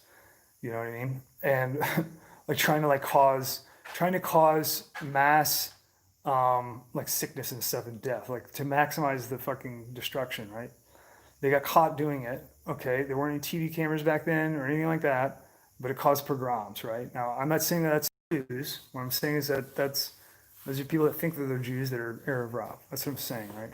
Obviously, if you follow Torah, you're not going to be like grabbing bodies and dumping them down wells and shit like that, right? That's not you're not supposed to be doing that, causing fucking death and destruction. You can stand out of the way, right, by Torah, right? But you can stand back and not help somebody. You can't fucking cause like a worldwide plague. Obviously not following Torah, right? So I'm just putting that in there for the fucking sensitive Jews so they don't come here and start waging a little fit rage, you know. The so the really interesting thing about the Black Death, Blood stuff of like poisoning wells with bodies, with infected bodies, and dumping them in there. There's multiple accounts of this that are all now deemed as like total conspiracy theory, rumor, and fucking like racism and stuff. Like obviously multiple places where this comes from, you know, and it's in a time where you don't have. I mean, people don't even know how to write when this is going on, you know. So it's like there's no good record or anything. You just kind of like read between the lines and see what, you know. Obviously, there's like somebody's throwing fucking bodies in wells. Okay, so the what's really interesting about it is that right now you have like a fucking virus that's being released worldwide. It's obviously human engineered. They had to jump it from canine to human. You know, it involves the CDC. It involves a bunch of fucking government labs in Maryland. It involves, you know, like biological weapons shit. And then, surprise, surprise, all these places are staffed with Jews. You know, like the CDC has an extreme over representation of Jews, like particularly in that field. You know, so it's you know, like this is a parallel. It's a parallel to the shit that's already happened, right? Right now, what we're talking about here is we're talking about the relationship. I'm trying to paint a picture of how the populations are pretty much looking for an excuse to fucking pitchfork with Jews anytime, right? The court Jews are a separate matter. The court Jews are the commissars that are coordinating like food. So like when a dukedom is like, we're gonna go fight our brothers and kill them all, the court Jew is like, okay, we can facilitate that. We're gonna bring in all like X number of grain, X number of boots, horses, whatever. Well, the monarchies, they don't know their fucking ass from a hole in the ground. Like they can't do this, right? The trade routes do this. So the Jews are able to, you know, like if it's within their advantage, they're able to like muster all this stuff and then accrue debt. You see what I'm saying? So they like the dukedoms are like, yeah, whatever it costs. Like, what do I need? I just win. I'm winning. Always winning, right? And then the court Jews are like, yeah, sure, here you go. And they fucking give them what they want, what they ask for. And they go and fight and kill each other, right? And then every time they kill each other, there's less and less of them, right? You see what I'm saying? And so the relationship is that the monarchies are guarding the court Jews from the population in exchange for the court Jews, like basically being in servitude, in like high financial servitude. Now they're living a little bit better than the peasant, you know, because they're in the court. And depending on which monarchy you're talking about, sometimes it's like really high up and they're living decadently, right? But that is the period of absolutism. The difference between the period of absolutism, which ends with the 7 Years' War, is that the Jews maneuver to cause all the monarchies to kill each other. And that's why you have fucking flip-flopping going on, because the Jews are fucking smart as fuck and the non-Jews are not. So they have them all murder each other, you know, which they're happy to do because most of them are murderers. And then they, you know, surprise, surprise, they're like all weakened. And then you get the emancipation of the court Jew from the European powers. Okay? I watched fucking Hellstorm. You guys don't even, man, you guys come in here. It's like it's like somebody like walking into the middle of a movie and just like yelling like there's going to be credits at the end. Like, no shit. Okay? I know there's fucking credits at the end. You're not. Come on. It's like try to fucking. You guys are in way over your head. No idea what you're getting into. So what happens is the core Jews emancipate themselves by maneuver, right? By financial maneuver through the hand of the monarchies. Then what happens? They all collapse and they put all of their power into the Rothschild house. And then now you have consolidated superstate treasury department that is international. And the Rothschild house, that's when you get the spread of the Rothschild house and you get 5 different representations of Rothschild house. And then yada yada, and history is history, like, they built Israel.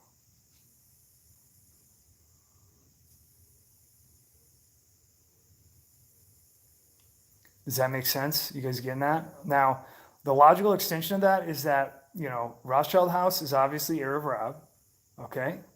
And they obviously did the Holocaust. That's the logical extension. Okay? Like the production that Jews and the non-Jews know as the Holocaust, which you pretty much hear about every day. Like whoever died there in that whole involvement in World War II and the Holocaust is entirely engineered by the Erev Rav, who created Israel. And that is the I mean, the Erev Rav betrays the Jews by just existing. Like they're mutually exclusive things.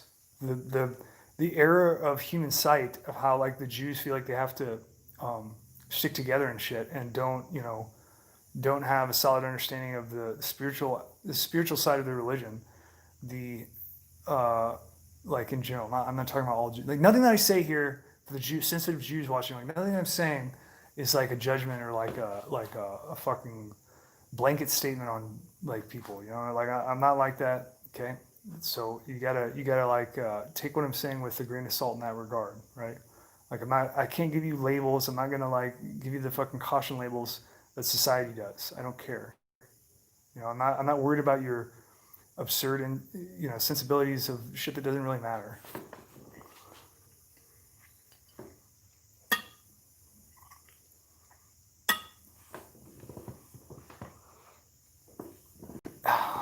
Are we really gonna need a cord? I think we're gonna need a cord.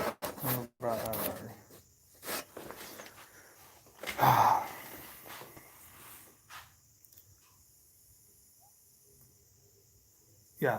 Okay. Somebody asks, are the Erev Rav the ones that are controlling finance? Yes.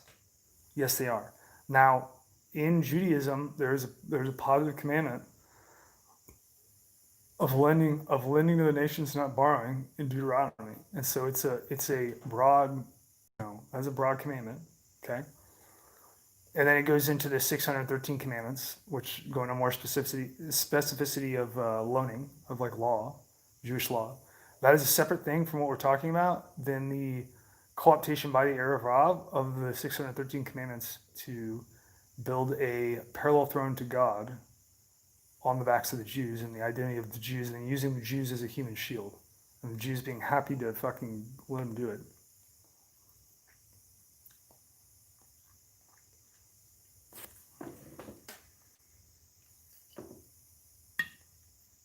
I mean, there's definitely shady shit with the Titanic. We're not going to get into that. It's tangential. It's not significant. They're all dead. The only thing that matters about the Titanic is that you motherfuckers are polishing brass on the Titanic right now. Those are the only thing that would matter about the Titanic. Somebody was asking if, do I believe in the Titanic conspiracy?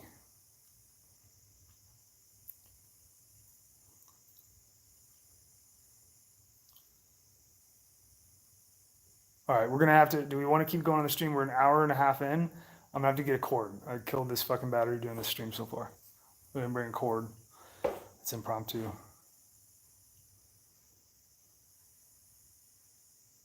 All right, well, I have to get cords. If you want me to answer questions, I gotta go get a cord because we're gonna die on the phone, and the stream's just gonna be black screen, and it's just gonna go on forever. So I'm not gonna be able to go in there and turn it off.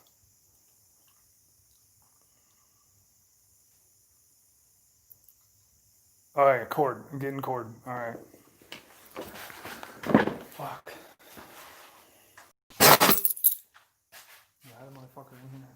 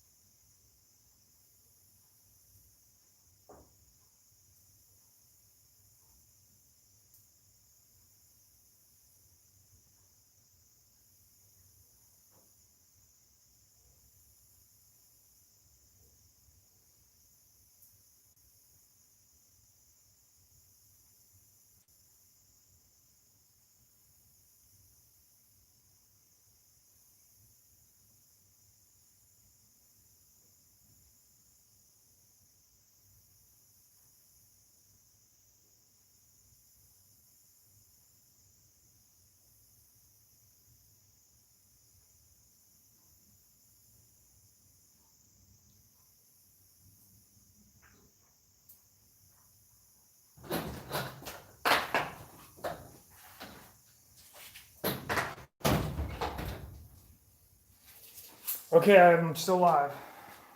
Is there anybody in the stream? Holy shit, there's a bunch of people in the stream.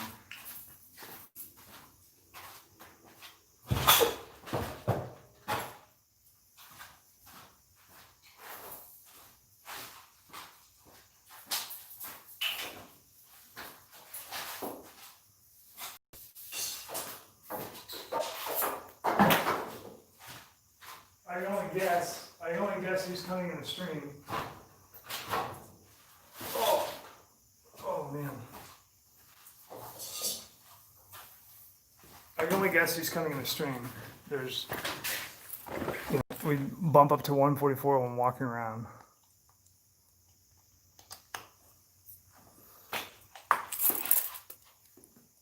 What the subjects that we're talking about here.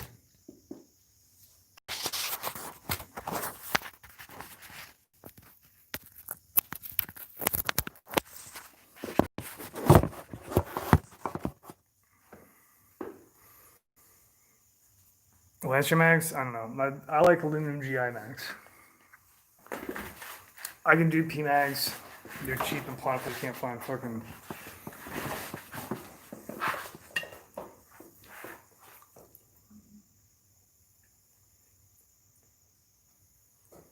Christian Kabbalah is just a derivative version of Kabbalah.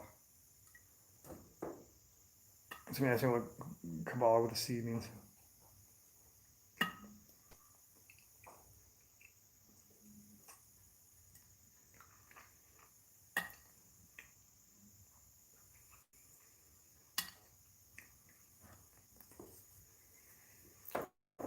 All right. So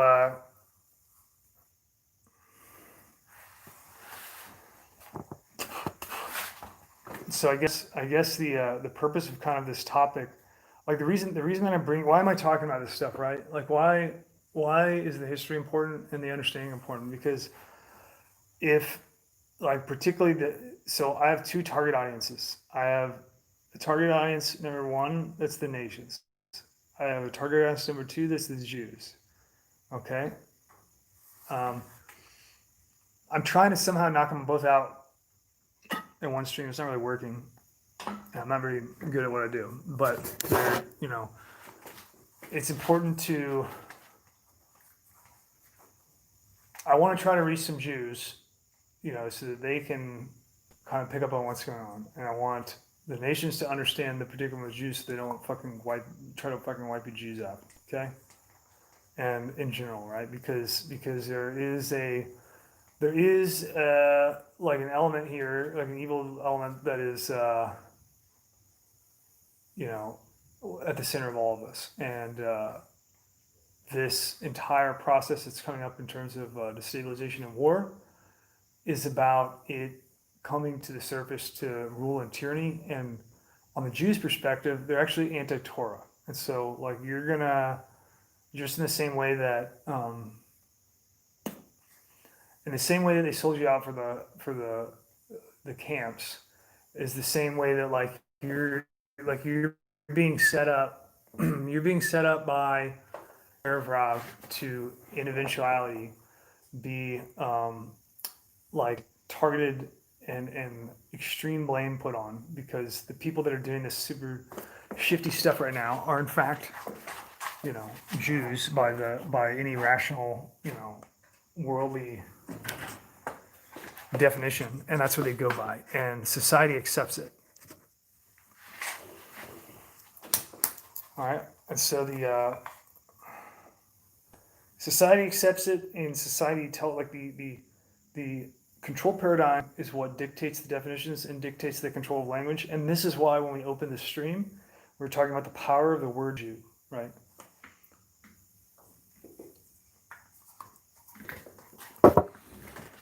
Now in like the etymology of the word Jew, it's actually, so most Jews believe that the word Jew is derived from the short Judah, which is like Yehuda, right? That's actually not correct. It is approximately correct. Like it does come like in its representation, it comes from Yehuda, but the actual word Jew, the reason why it's Jew and doesn't have a U in there is because of like the language transitions into printing and doing the Bible, like once print comes out, like translating the Bible to all the languages, to Greek, Greek, Aramaic, and fucking like, Latin and everything else, and then getting to English with Wycliffe, right? And then, like the word Jew went through so many different changes, and this is something that Ben Friedman talks about in his like theological study, and it has merit to it. There's the word Jew went through so many different forms, and because of the difficulty and direct translation between like Latin and English, that's where you get the where we stand now, which is like Jew, right? The Jew doesn't start. It doesn't really settle until the like the mid 1600s or so. So, you know, which is an approximation to the 7 Years' War, rather. Okay, that's when it settles down in Jew, right?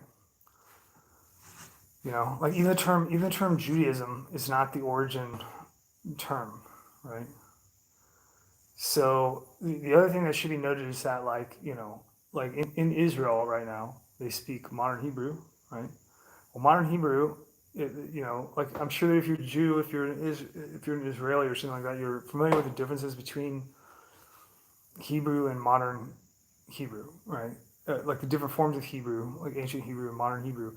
Specifically, the most uh, the most specific difference is the um, now. Is there anybody in here that's a Hebrew speaker that can help me? Because I'm not. I just noticed this, and I can't remember like the names of the letters and things like that.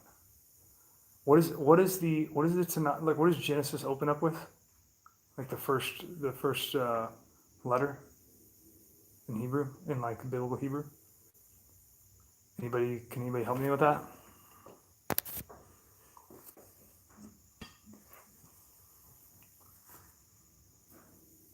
Okay, yeah. So correct me if I'm wrong, but as far as I'm aware, like from what I can take, bet means to create, right? Right? To create like from nothing, right? Is that correct?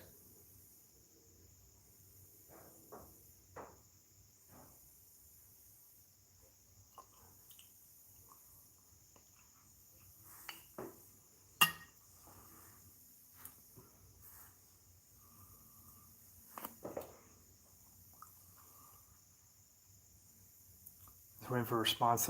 We have quite a lag.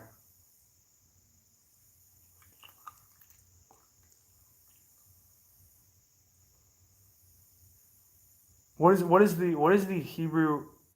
That's like the opening. That's like the opening, right? Like so the form of the letter, it goes from like nothing to something, right? In like physicality, I'm talking about like the shape of the letter, right? Um, what is the term for like for create that gets gimped in its transition from Old Hebrew to modern Hebrew, where you no longer where like there's a difference like in Old Hebrew, right? In the origin Hebrews, there are distinctions between something being made from nothing and something being reassembled from things that are already created, right? Which acknowledges God. And modern Hebrew does away with that. Are you familiar with what I'm talking about?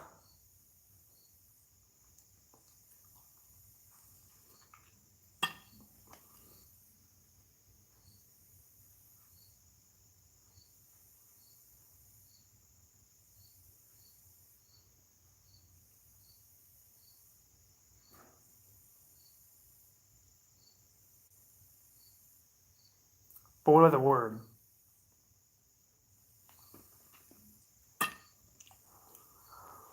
What I'm trying to get at here is that, from my understanding, which is not, I'm not very smart, so let me know if I'm retarded. But from my understanding, the origin forms of Hebrew have distinctions that acknowledge God, and modern Hebrew really does away with that. For instance, like when we say to make something, to like in English, right? Like when we say make something, like if I take this fucking, you know, if I take this fucking broken handle, right here, and then I fucking like whittle it down into like a, I don't know, fucking a new grip or what, and I say I just made a handle, right? Well, like obviously I didn't make the handle. I like reassembled, like reshaped the wood into a handle, right? Like I didn't make the fucking wood. I didn't grow the tree, right? You see what I'm saying? I didn't. All I did was like use a tool and a crude representation to like remove material, right? And so in modern Hebrew, in the same way that in English we make the, we have a granted presumption where we skip over the conceptualization of God, and we like create this in our conceptualization of the use of the word make to make something. We don't have any kind of distinction between like we didn't actually make that motherfucking handle. God made the handle, right? We don't acknowledge that. And in the same way, modern Hebrew also attempts to do so. Is that correct? By removing the distinction between the different types, the different forms of make, or am I off base here?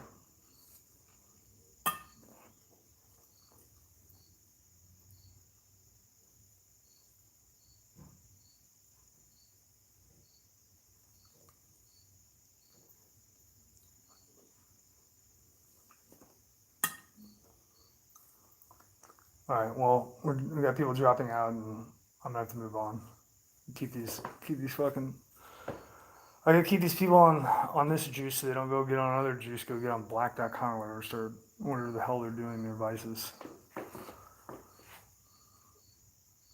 All right. So anyway, so from my understanding, the modern Hebrew language attempts to relegate and cut off the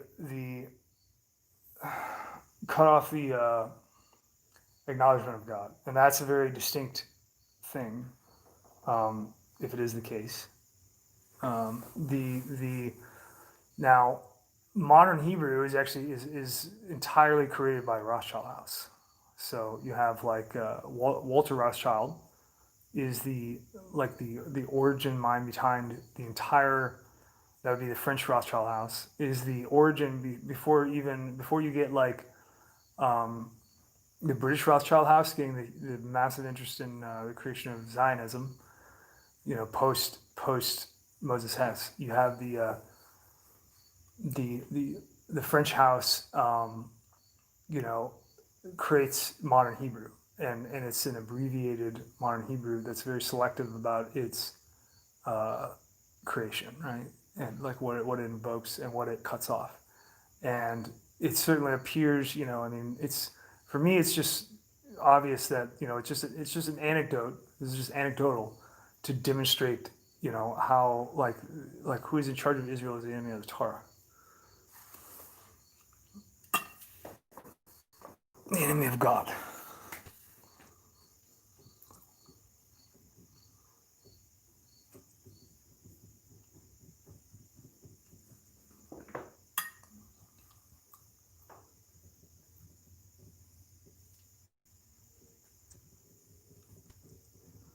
I mean, sort of. I'm kind of hoping. Somebody asked, like, "LOL, you did it back." I'm kind of hoping that it kills me pretty soon.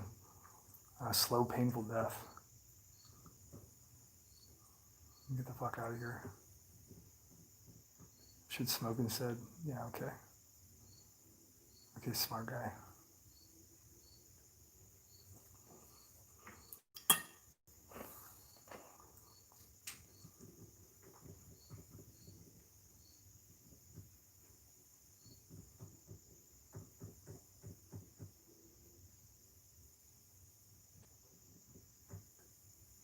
Angry guy.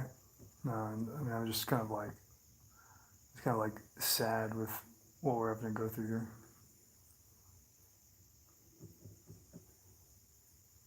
It's kind of hard to get me angry. I don't know. I mean, it does happen, but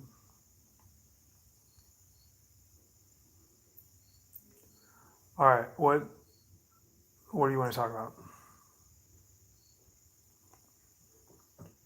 I like Sutton. Sutton's cool. he's his best stuff is his like dry nonfiction stuff. You know, I mean, everything that he writes is nonfiction, but the dry, all this anecdotal work, like where he's just compiling and putting together receipts and shit. That's his best work. Like the Soviet technology and Soviet economic development and Western technology, that volume set, that 3 volume set, that's his magnum opus.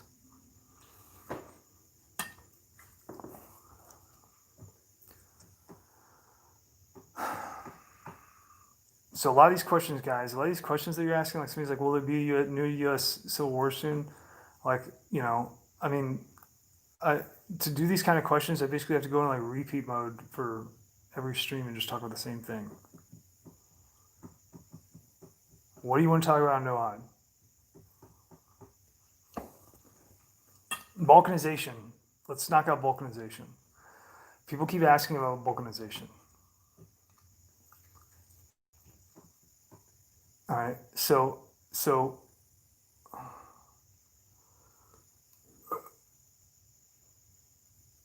balkanization seems to be a readily available like go-to solution that Americans come up with in their head, right? The reason I believe that they go to balkanization is because they are banking on the traditional structure of a nation state, and so they're thinking about economics, and they're thinking about property, and they're thinking about like how to preserve that and hold on to it, and trying to have like minimal transition into the future that's disruptive as possible. And they see as like we sacrifice some of what we have, and we pull back to a smaller unit, and there'll be many units because we're divided, right? And that's how in a nation state perspective people view balkanization, right? You're not going to have it. You're not going to have balkanization because of what has been forfeited in terms of independence of the individual. You know, and so I talked about this last night, and earlier in the stream I talked about the Homesteading Act. You know, like the 1866 Homesteading Act, where they released the dogs, like they just like go stake claim on land west. You know, like go get on it. You know, reserve that shit, RSVP, right? The you know, like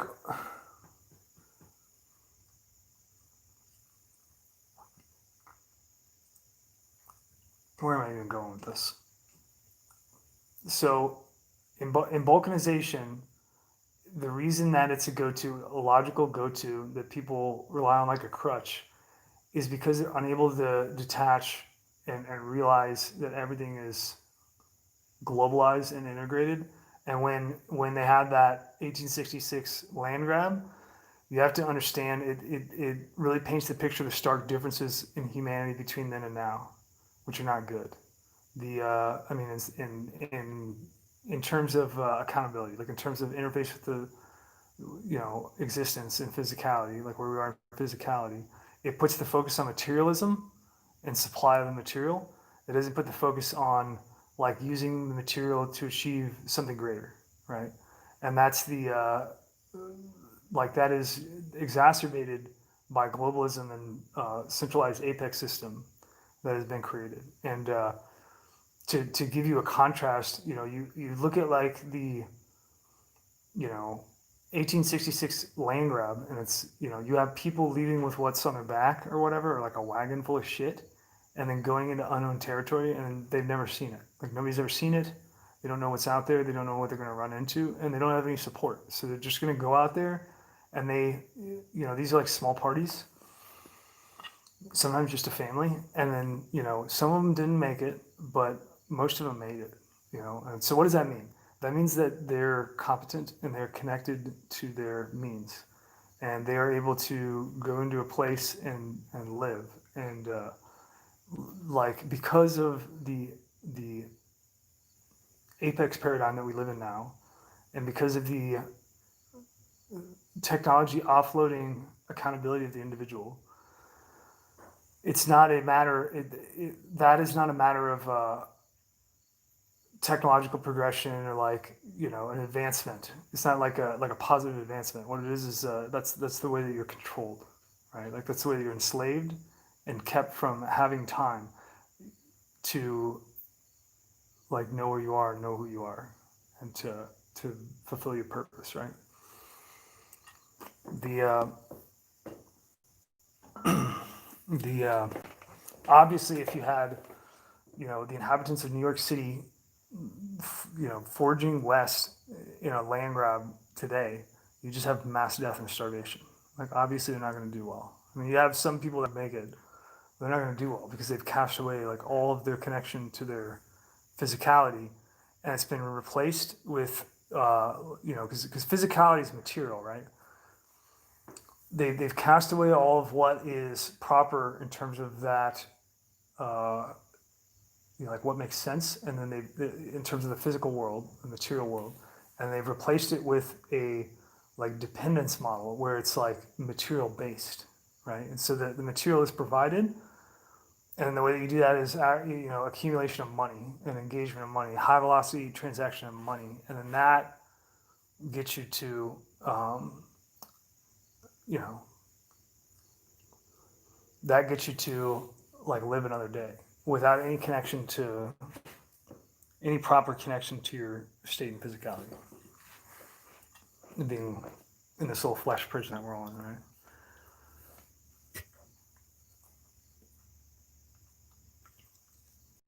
The in terms of balkanization, the correct way to look at it is that because of this fact and that you can't revert under the economic paradigm, like as this economic paradigm exists, you can't have balkanization. You can lose the political, like whatever notion of political cohesion there would be a remnant of the United States, the notion of the United States, for instance. You can lose all that and make a new mini state that's less politically cohesive, but you're not gonna attain or maintain what you think you are.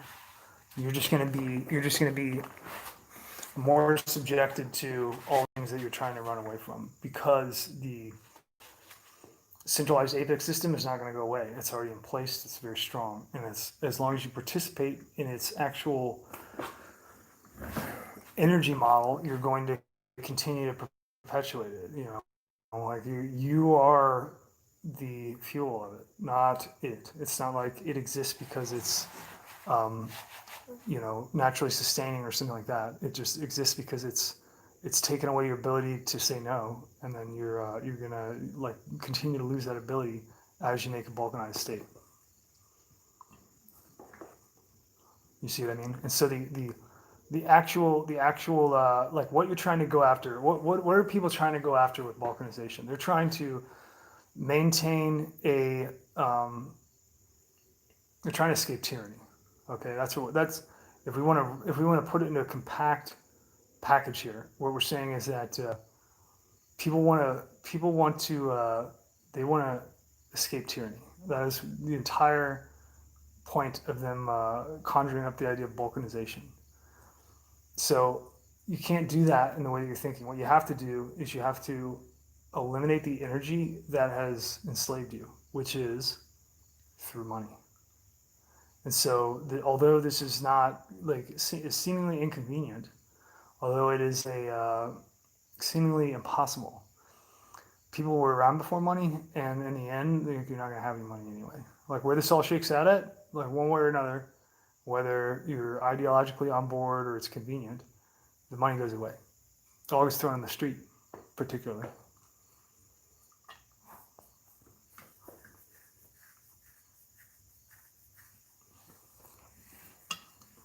Does that make sense? You picking up what I'm putting down or what? And so,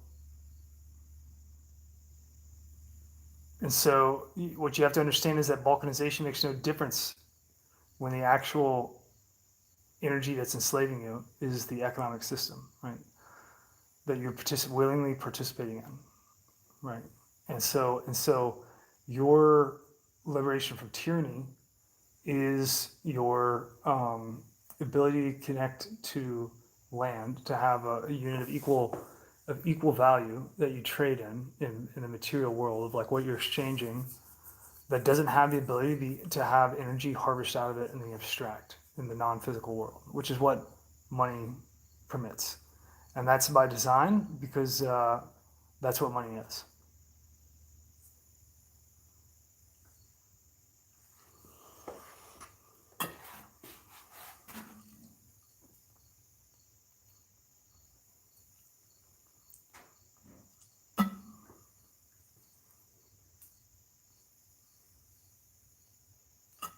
Like like the reason, for instance, like insurance. Let's take insurance for instance, right?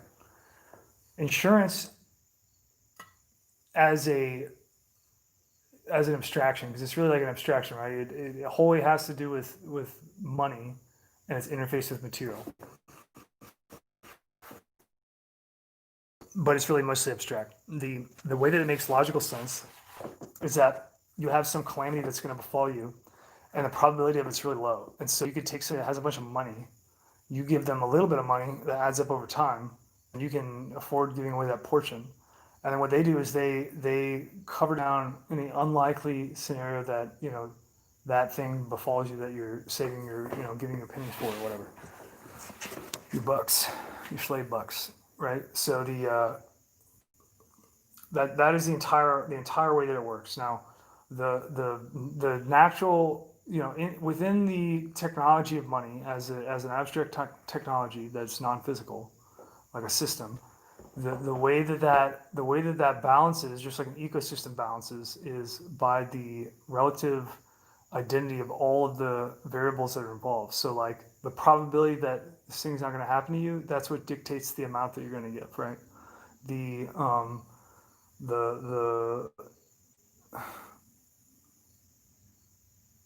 how many people are like buying into the pool, right?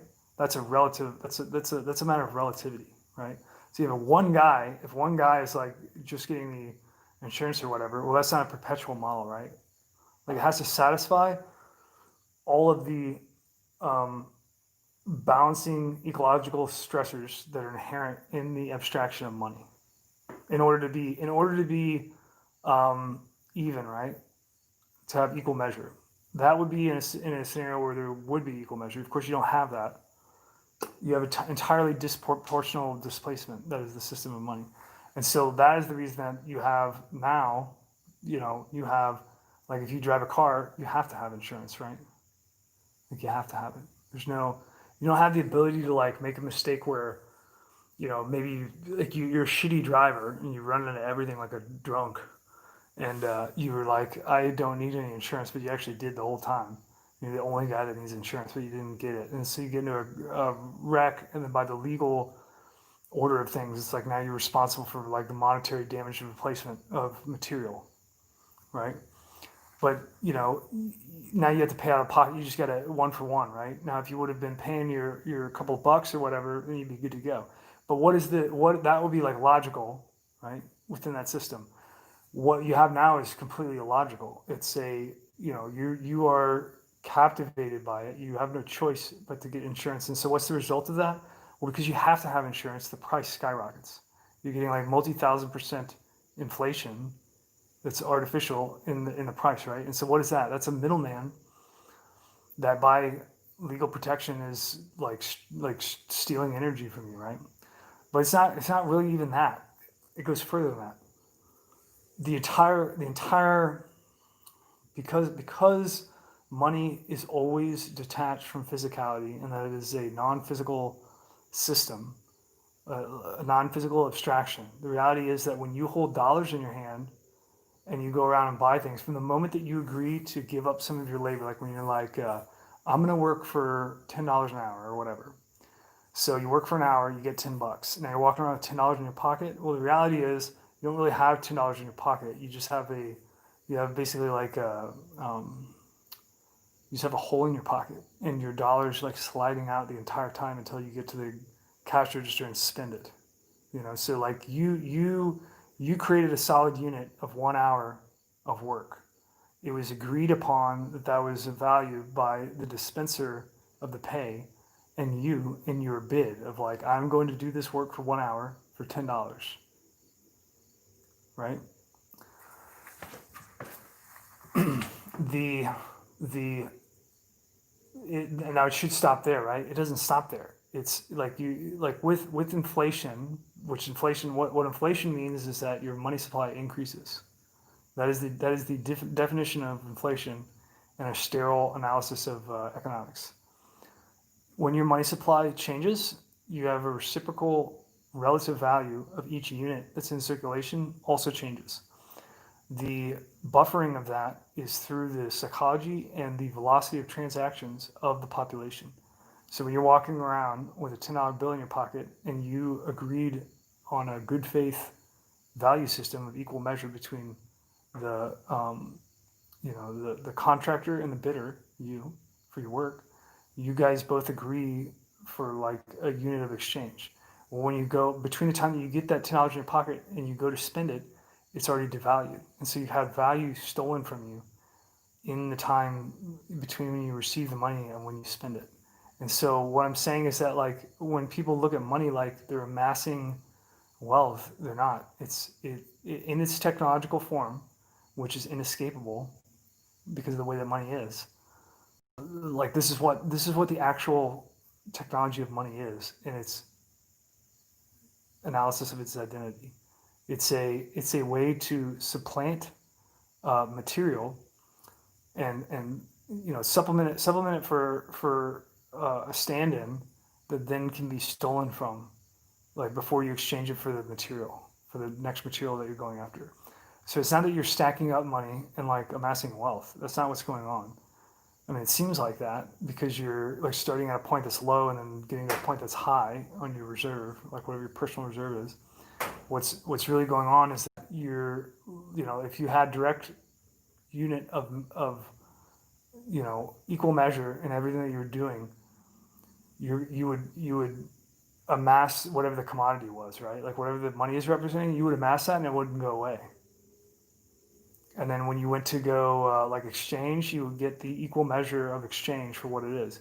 But because money is in there and money is just useless, and it's a useless abstraction that's designed to steal energy from you, that's exactly what it does. As you walk with the money in your pocket, in your bank account, digital ones and zeros, and then you go to buy things, you've just been continuously draining, hemorrhaging energy that you expended and not getting your return on it of what you invested. You're not getting your ROI. Your ROI is not there. You just think it's there. Because you think it's there, and because 8 billion other people think it's there, and because you've allowed globalization to persist and expand, and it's inundated everyone, all of humanity everywhere, the chain of realization of when the market goes through its buffering phase, where the realization of that theft is realized in actuality, like in the markets and the price of goods and services and shit. The circle that it takes now is the entire world. It's a giant game of musical chairs, and when it gets back to you and stops, you're fucking like you lost your nation, you lost all your property, like everything's going bonkers. You got Antifa and BLM in the streets. I mean, this is how it works, right? This is how the entire thing is possible. And so any notion of balkanization that doesn't account for this isn't, I mean, I understand why people want to balkanize. Like, I get it. They're trying to resist and escape tyranny. It's not going to work because you keep taking money. Does that make sense? Is that like clear enough?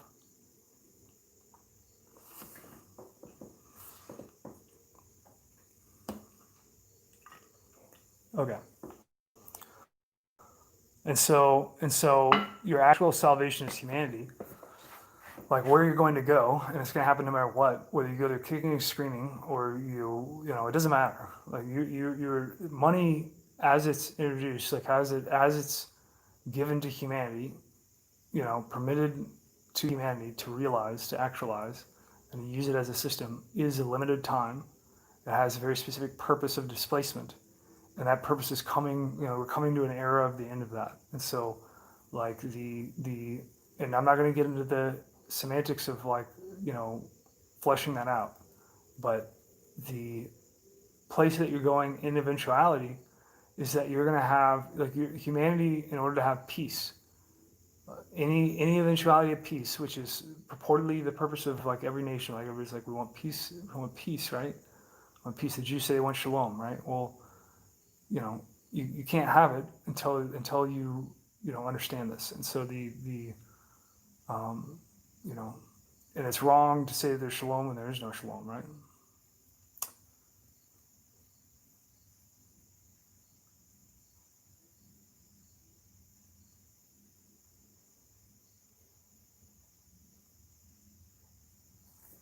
All right. Well, some people don't get what I'm saying. That's okay.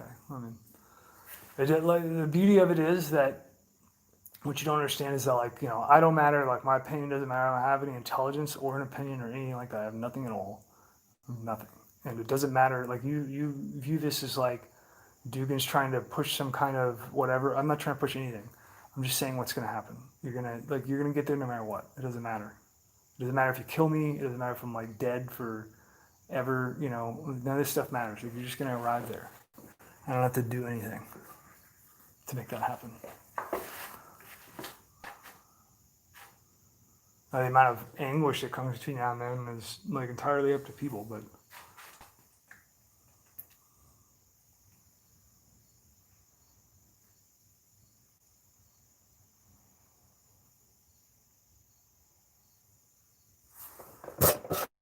oh, what the fuck is this?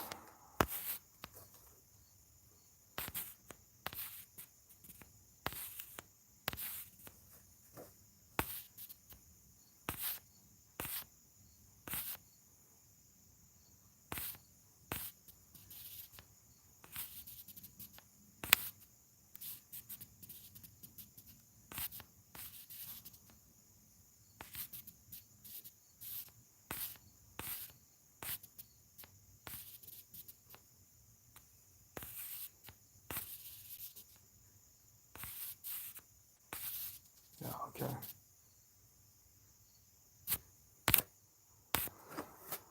So, yeah, I'll bet you want me to be the funny guy, don't you?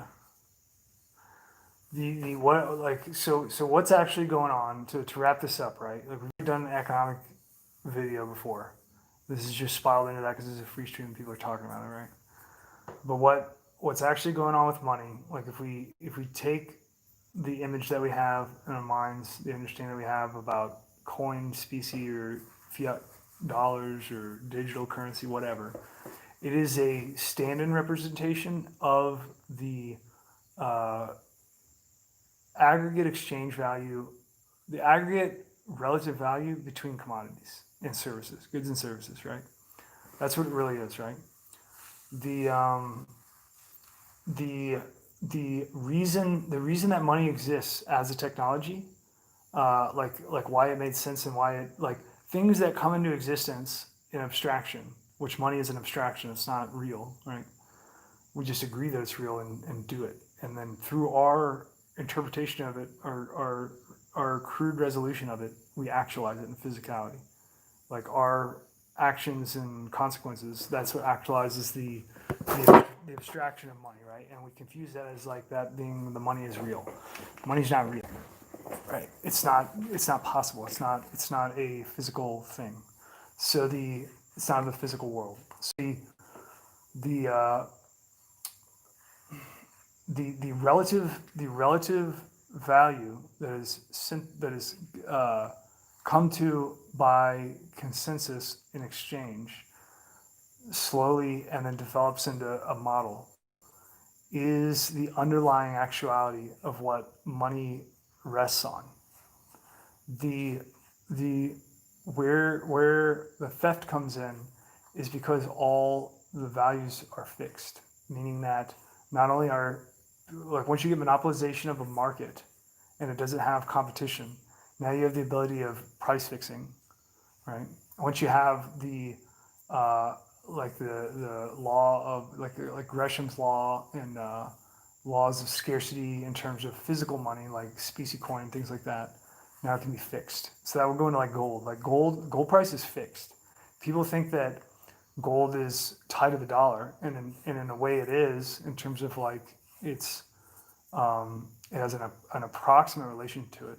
But the reality is that whoever has the most gold can dictate the price, and then humans can either agree or disagree.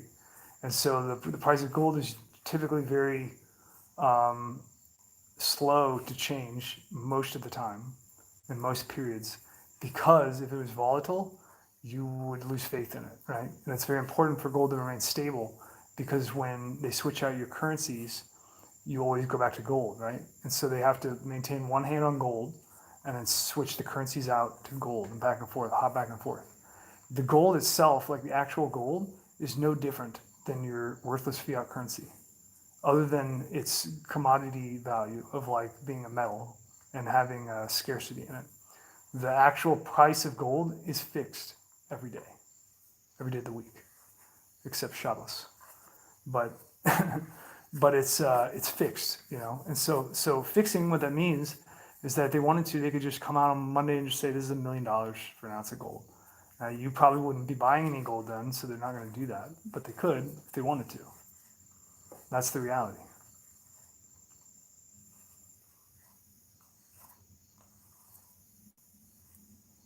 Yeah, yeah. Spartans. Yeah, that's correct. What is this? This is Captain Pills. You know, the Spartans banned all forms of currency and traded iron rods, which could be melted down immediately into arms. That's right.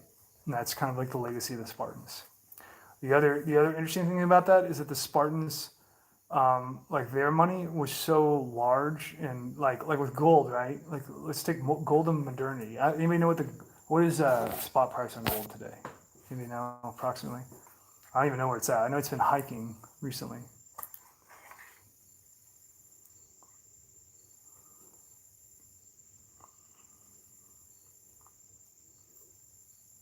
1900. Okay. Yeah, so it's slowly floating up there, almost 2K. So gold, like an ounce of gold is very small, right? Like an ounce of gold is like a little wafer, you know? It's like, I mean, imagine if at $2,000, at the value of $2,000 in exchange for, we're talking like USD because that's a unit that you can conceptualize in your head, right? Of value. Like you can think of all the things that you buy for $2,000.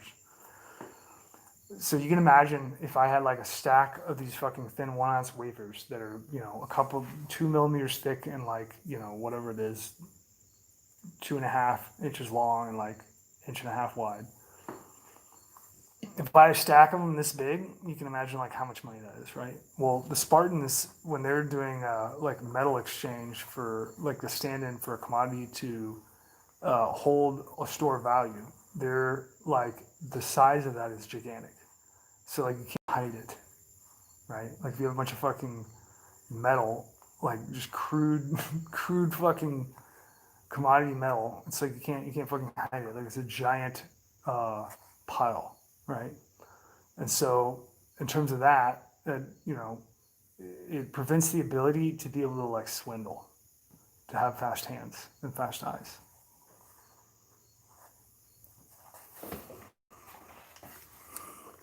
And every time you go out for a night on the town, you work out.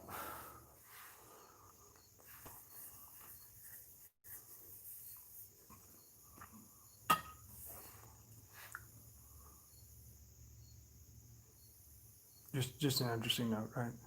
So what you know what I'm saying is that the evolutionary end game of money is that you will establish equal measure between the things that you actually need, and in doing so, you'll squeeze out the ability of middlemen to create displacement where value is stolen from someplace else in a game of musical chairs, and then you know you have wealth developed off of nothing, like energy siphoned away from the people who participate in it unjustly.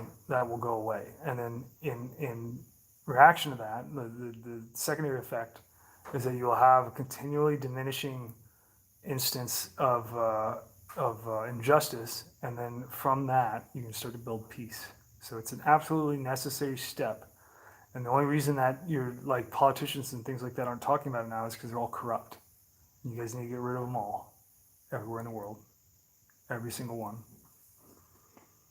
They all got to go. It's your choice, but it'll happen one way or another. You can either do another round. Or you can just, actualize the actuality and have righteousness through the world.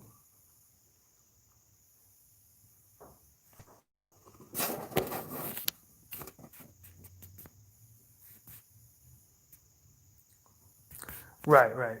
So system says spot price is not the value of gold going up. It's the dollar purchasing power going down. Now, that's halfway correct, system, right? That's a good point, though. And so where it's correct is that in generality, as we accept it, as we think about money, gold is reciprocal of whatever the reserve currency is, right? And so that would be like the US dollar for global reserve currency.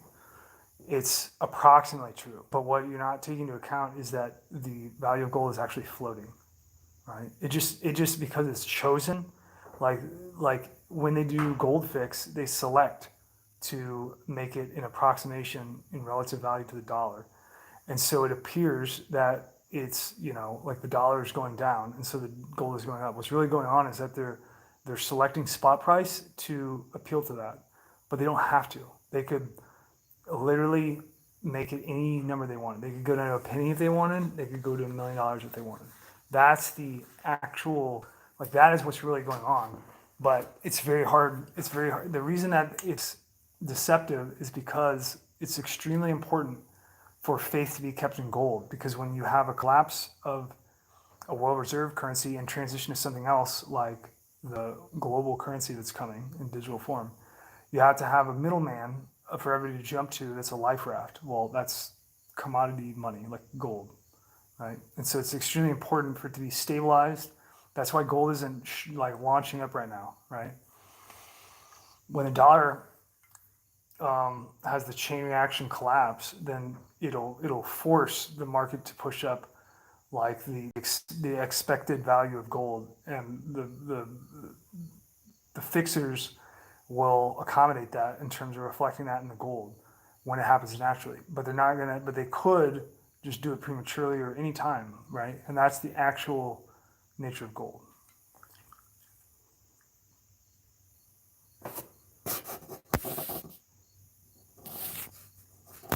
Man, this glue guy is fucking intense.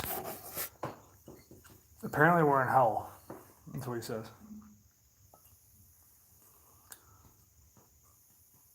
All right, so I don't really want to get started on something like that.